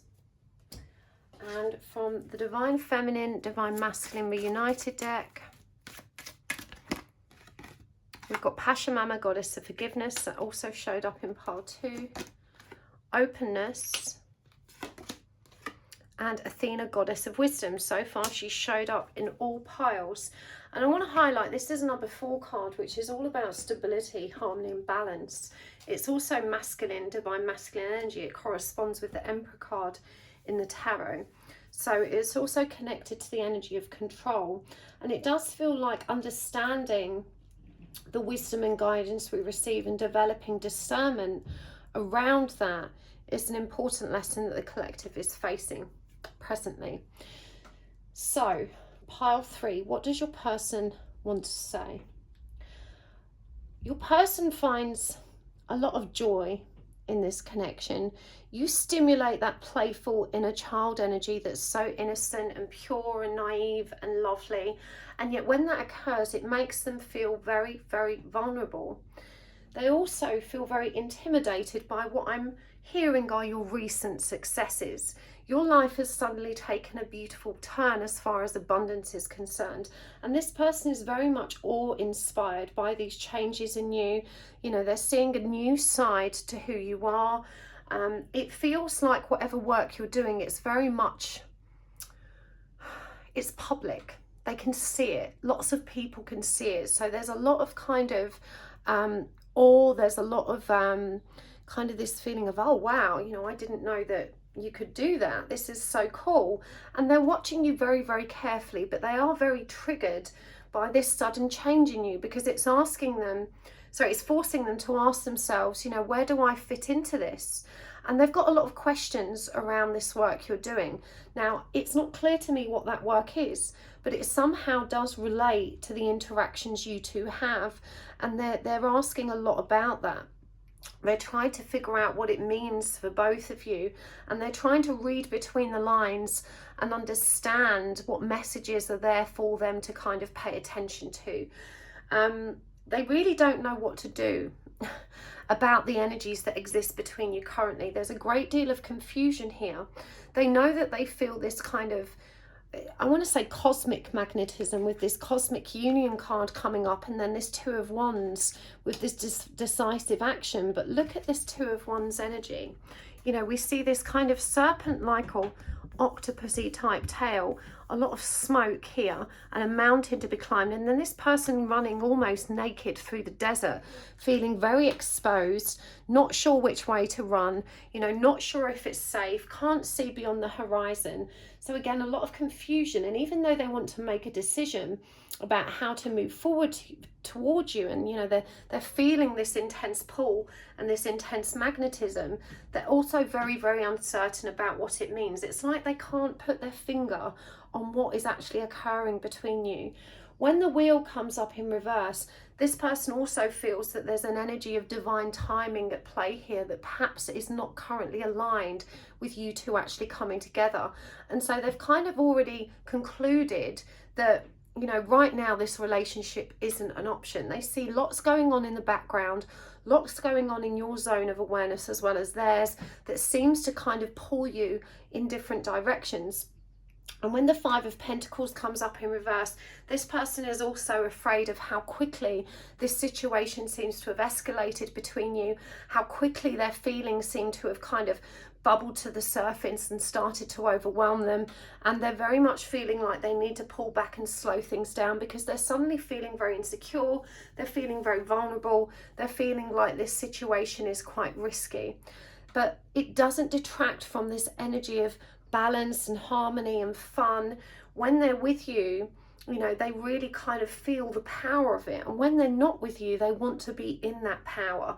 But that's when the resistance kind of kicks them in the balls and they kind of find themselves playing it really, really cool. We've also got Beyond the Ordinary, Broken Open, and Royal You. And again, I think this really reinforces how much this person feels like you've cracked their heart open. You've kind of brought into their awareness a completely new way of being.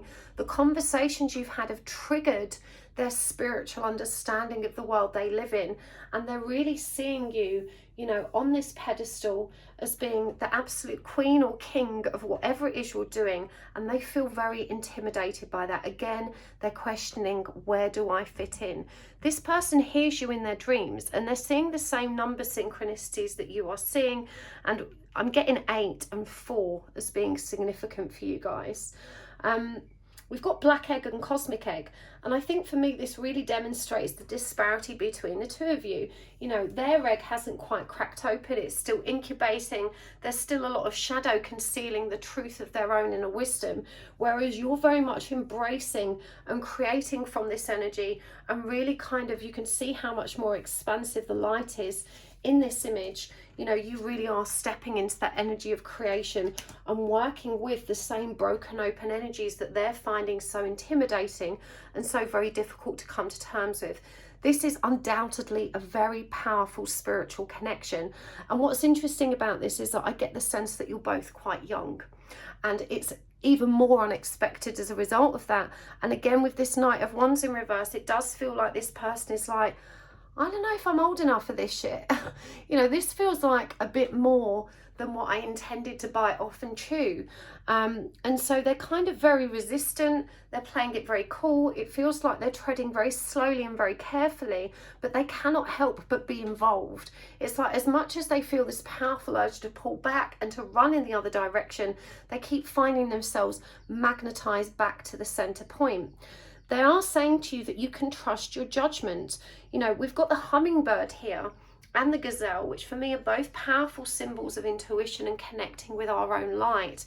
And I feel like you personally are struggling with this energy of discernment, figuring out what's real, figuring out what's rooted in ego desire. And actually, I don't think there is a lot of ego with you.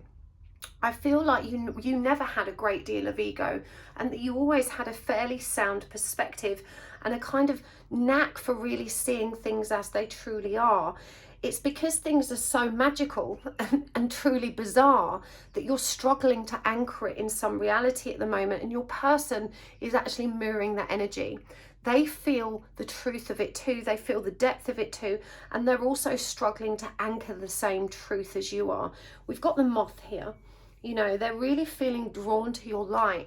They're recognizing through their interactions with you a lot of the dysfunction that has previously played out in their lives, in their family dynamics, and at this moment in time, particularly in their friendship group. They're sort of looking at all the people around them and recognizing that a lot of people have quite a warped or distorted perception of love, of relationships, and of life even. You know, they're thinking at a very deep and profound level, and they love that you've inspired this in them, and yet it also makes them feel quite alien. Part of them kind of resents it because they just want to be normal, they want to fit in, and the other part of them feels a bit special that they're having this experience that others aren't. We've got the elephant here, and for me this is really connecting to that soul's memory. You know, this person feels such a deep sense of familiarity with you, and what I'm getting is that even before they met you, even before they knew you, there were so many bizarre syncs that seemed to lead up to you, people that maybe were similar to you, experiences that kind of, you know, guided them in your direction. Just lots of bizarre syncs and situations that seem to keep pointing back to you. And yet what's really beautiful about this is it does feel like you're both taking baby steps. No one's rushing in, no one's getting obsessed. Even though you're the first and last thing on each other's minds, there's definitely a beautiful energy here coming through your person that's saying, look, we're cool. You know, we're not allowing this energy to run away with us. We're not allowing ourselves to be carried too fiercely downstream. You know, we're kind of treading water and taking our time to feel into this. And so I'm really drawn to say that, you know, you have a significant role as far as the spiritual collective is concerned, and your person recognizes this. You know, with this royal you, they're paying attention, they're seeing something very special unfold. You know, again, you've both been broken up open, and it's deeply beyond the ordinary, and they're surprised how excited they feel by the momentum that's gathering behind this. We have got goddess of forgiveness here, Pasha Mama, and we see that she's stood next to a wolf, which is, you know, howling up to the sky. The wolf has been a message that's come through in a lot of my readings recently, and it's such an interesting creature because it works both independently and as part of a collective group. And I think this is where your strength is. You know, even though you're very comfortable kind of swimming in the group, you know, you're also recognizing the power and importance of stepping into your own energy and observing your own truth. In this respect, that's why they really respect you. They see that you're not a sheep. You know, you're not just going to be kind of move with the crowd. You're brave and bold enough to kind of pause, reflect, and yet still discuss this with openness and an energy of wisdom which belies your age. Again, I get such an energy of youth and vitality from this card. It's either the case that your person is much younger than you, or that you're both very early on your journey or young of age. And it just feels like this is happening for you very quickly. It's kind of exploded out of nowhere. And you guys may have interacted for quite some time, but it's just kind of becoming obvious to them that there is much more than meets the eye initially. I feel like you haven't actually stepped into a full-blown relationship yet. And again, this person's just very gently observing, figuring out where they fit in, figuring out what this means, because this connection hasn't followed the normal pattern of interaction that they would expect in romance, and that both excites them and intimidates them all at once. Wow, we've got Temperance. That's such a twin flamey energy. The Two of Pentacles, Five of Swords in reverse, the Queen of Swords, the Ace of Swords, the Six of Pentacles, the Page of Wands, Three of Swords, King of Cups in reverse, and the Seven of Wands. So I think this person also wants to communicate that they're frustrated that you're not being more forthcoming with truthful information. They definitely get the sense that you yourself are walking on eggshells. And I'm particularly drawn to this image here where this woman is kind of contained in a box, curled up in the fetal position, you know, very much avoiding the expansiveness that surrounds her, you know, this understanding of light and dark that she's so focused on. And interestingly, the mirror that sits beneath her. So it, you know, I do feel like this is where the forgiveness energy comes in, because even though there is this beautiful energy of truth that exists in each of you, it does feel like neither of you are communicating it, and you're kind of afraid of how the other might respond if it's brought out into the open. They're saying to you, no, I'm sorry I'm not around more, and I'm sorry that I'm playing it cool and giving you the impression that, you know, I'm kind of on the fence with this. In truth, I'm all in, but I don't know how to face the enormity of that recognition and realization. And this is what we're seeing here with Temperance and the Six of Pentacles. You know, they're recognizing this beautiful balance and harmony that exists between you, this energy of cosmic union, and yet they don't know how to kind of bring this energy of give and take or reciprocity to create a kind of balanced, even and harmonious interaction between you. This Two of Pentacles again is very twin flamey. We see these mirror images of one another, both of you changing at a similar pace. And even though it appears that you're ahead of the game with this black egg and cosmic egg, you know, the divine here is reminding you that all in perfect order, and in truth, you know, they are knocking on the same door. They are also at the top of the mountain. It may appear that they're a lot more immature in their journey, but you can be reassured that they are going to catch you up. Both of you are afraid of conflict. You're afraid of the connection breaking down if you both open up and speak your truth.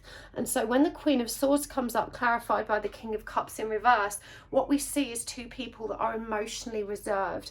And your person again is saying, I'm sorry.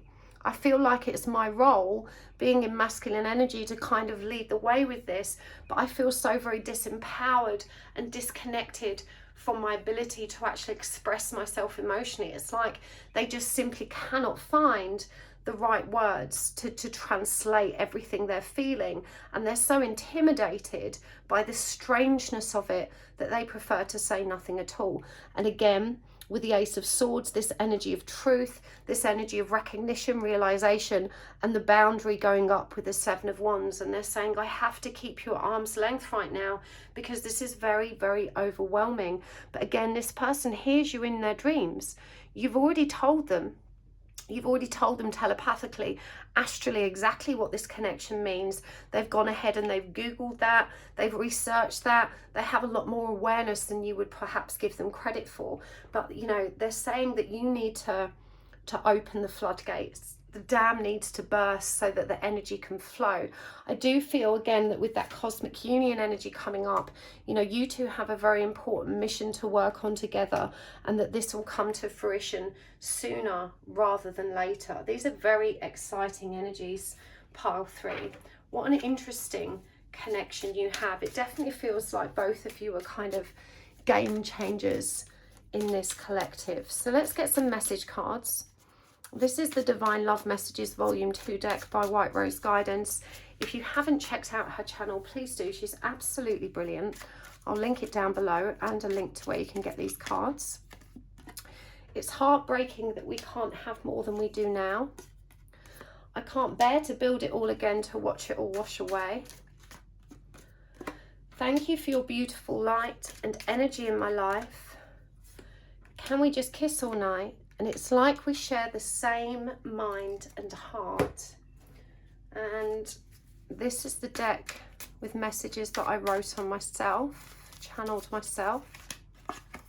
I still don't know what I want. I care, but I'm confused.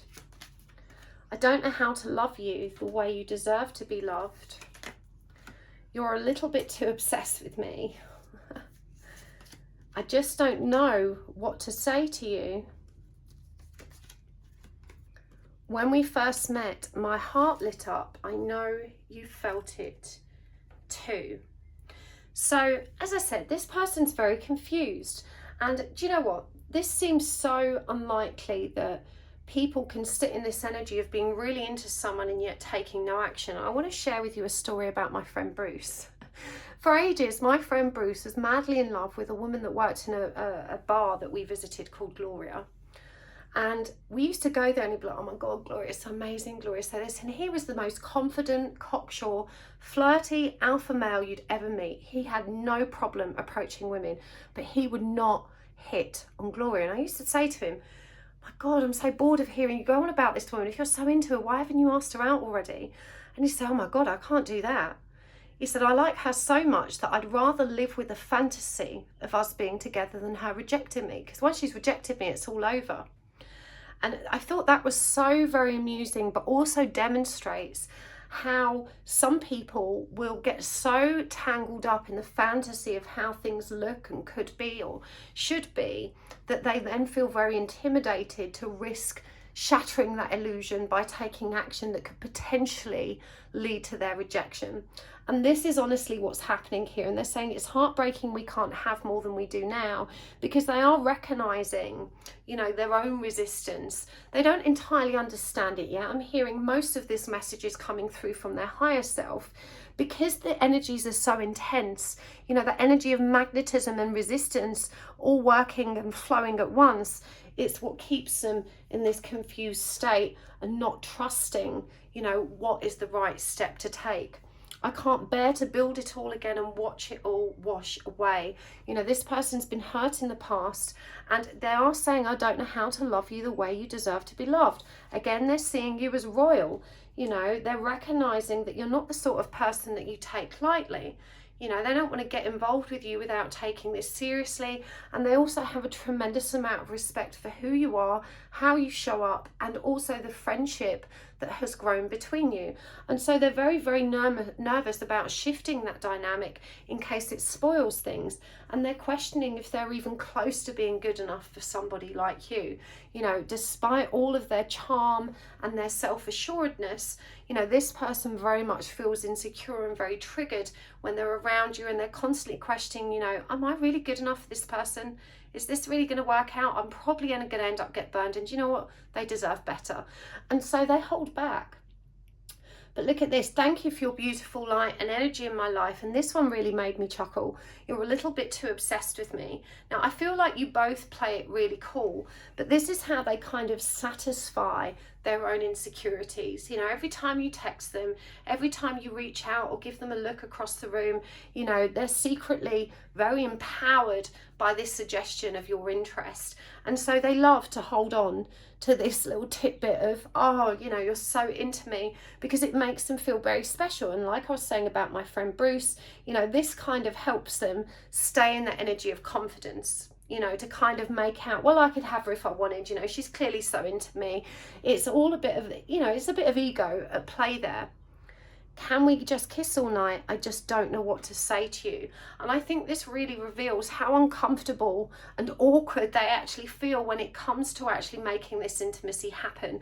I feel like you two have danced around the physical intimacy, and that when it has occurred, it's probably been drunken, clumsy, fumbled, and no one really is kind of feeling confident in kind of driving the connection in that direction.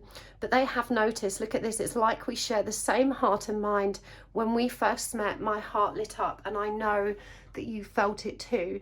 You know, they truly recognize and sense all of that synchronicity and beautiful magnetic energy that exists between you. I'm hearing that sometimes when you have conversations, you know, they really are identifying, wow, this is mad. I was thinking about this yesterday. It's like you finish each other's sentences, or you're bringing up the same topics that have been on one another's mind, and they love all of that synchronistic woo-woo stuff. It absolutely blows them away.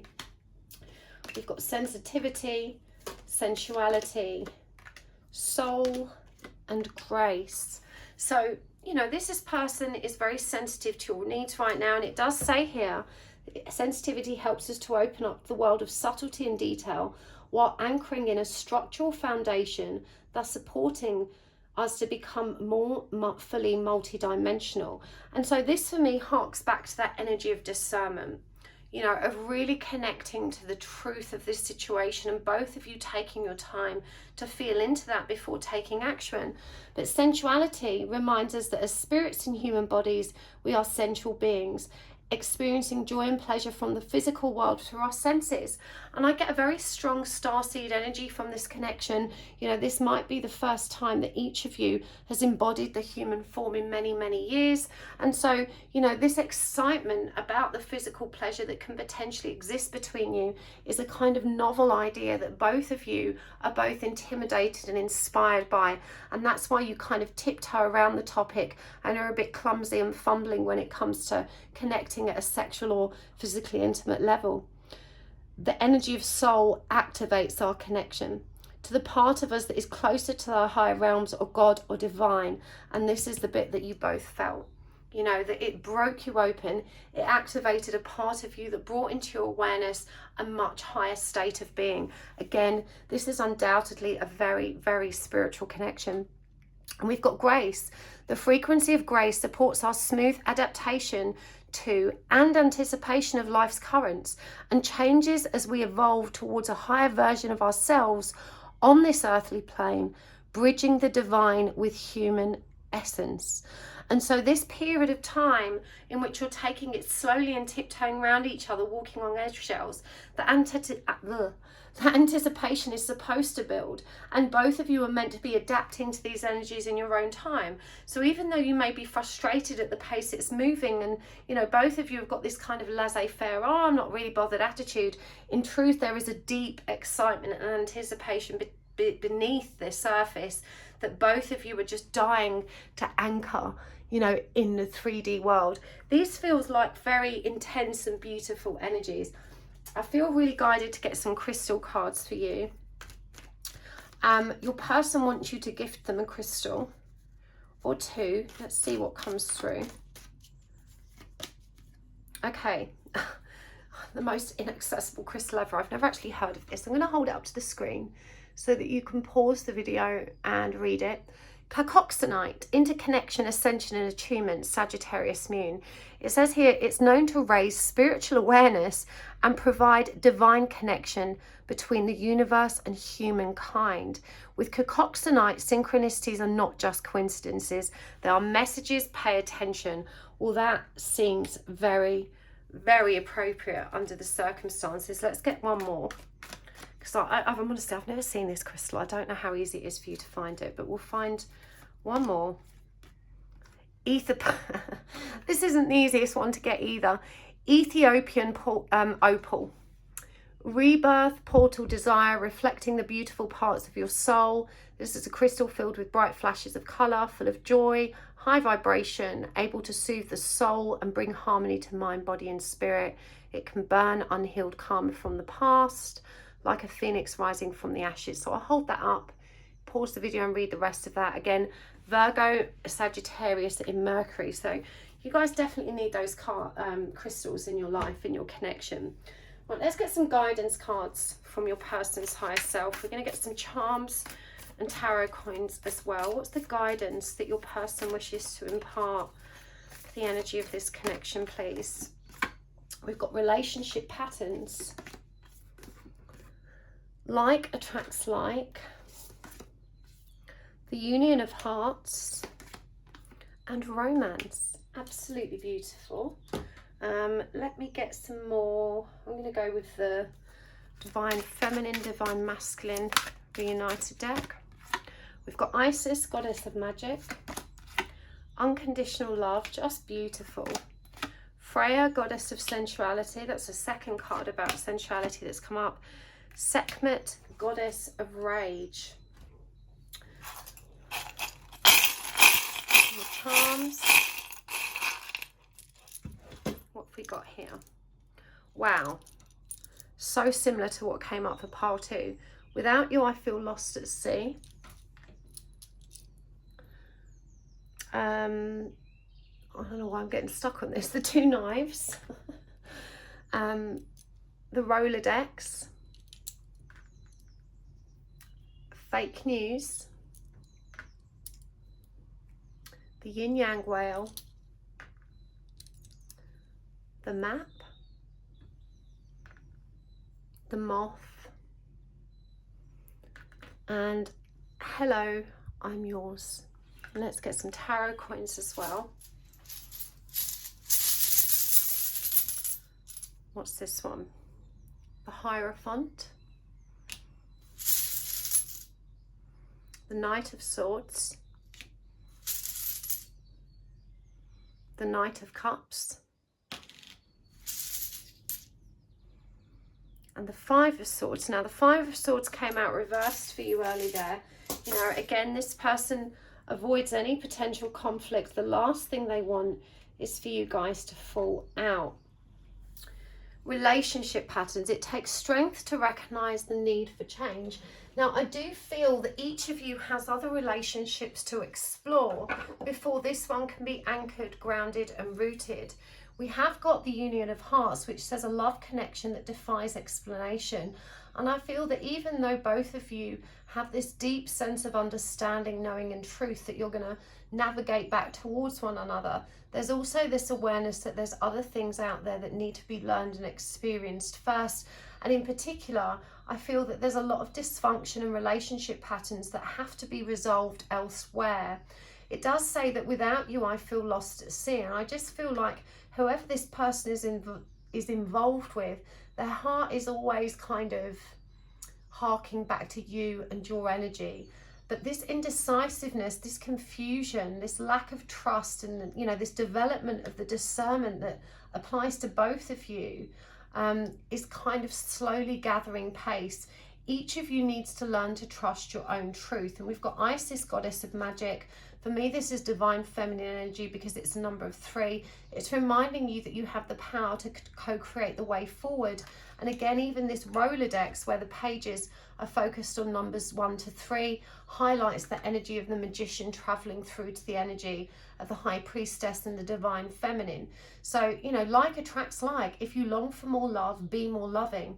And there's a message here about unconditionally loving self, reparenting self, and understanding that when you start to radiate the energy of unconditional love, this is when your person is going to be disabled from running. You know, all of their inhibitions, all of their fears will continue to melt away as you continue to work at your own. This is the way it feels that connection is going to work. Sensuality, and I do feel that you and your person are connected at a very potent astral level, and that this is where you can nurture the sensual nature of your connection. But it does says here romance as well. Lavish the one you love with personal attention and affection. And even though this is a number 6 card here from Goddess Sekhmet, she's Goddess of Rage. You know, 6 is the number of unconditional love, but it shows us here she's wearing a red dress. She's surrounded by this yellow energy, which is very triggering, that there's a lot of resentment that simmers beneath the surface that makes it difficult for you to let your guard down in relationships.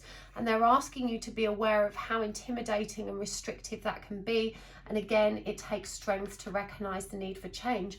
You're being asked to be more authentic and to speak more openly. Again, your person feels guilt that they can't step into that role, to step into that energy and lead the way. But actually, you're being asked to illuminate that path.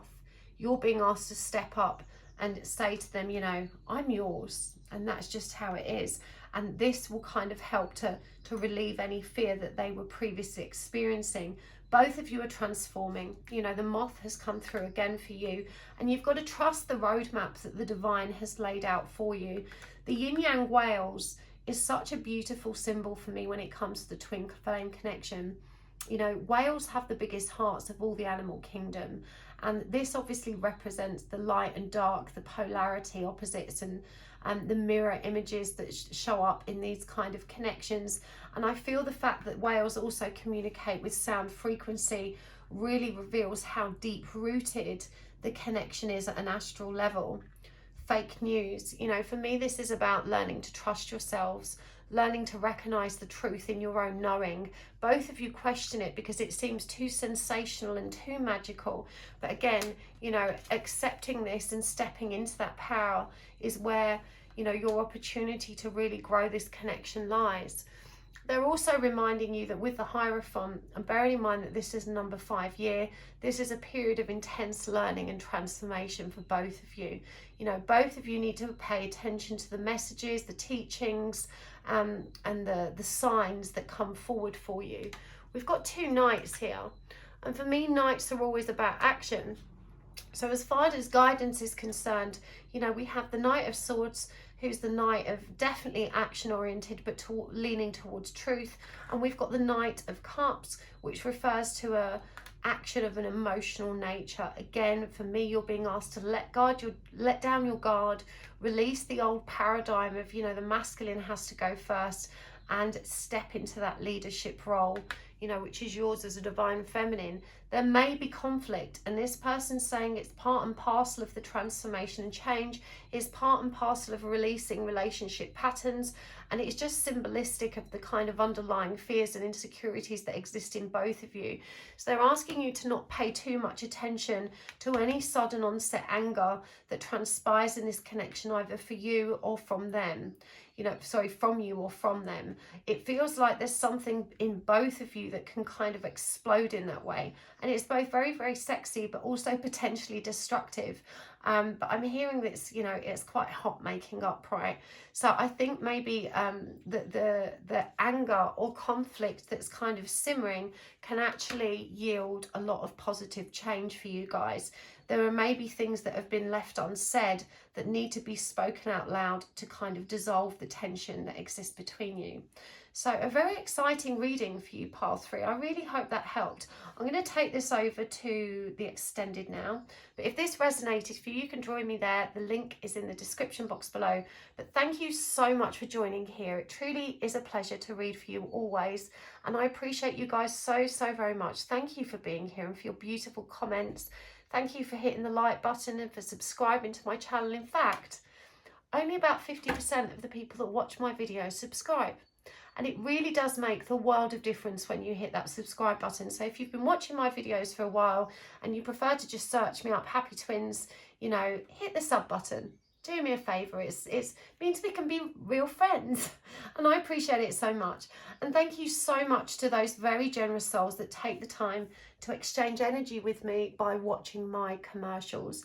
I appreciate that so, so very much. It really does support my channel. So thank you to those of you that are so generous with your time in doing that. Take care, happy souls, and I will see you next time. Lots of love. Bye.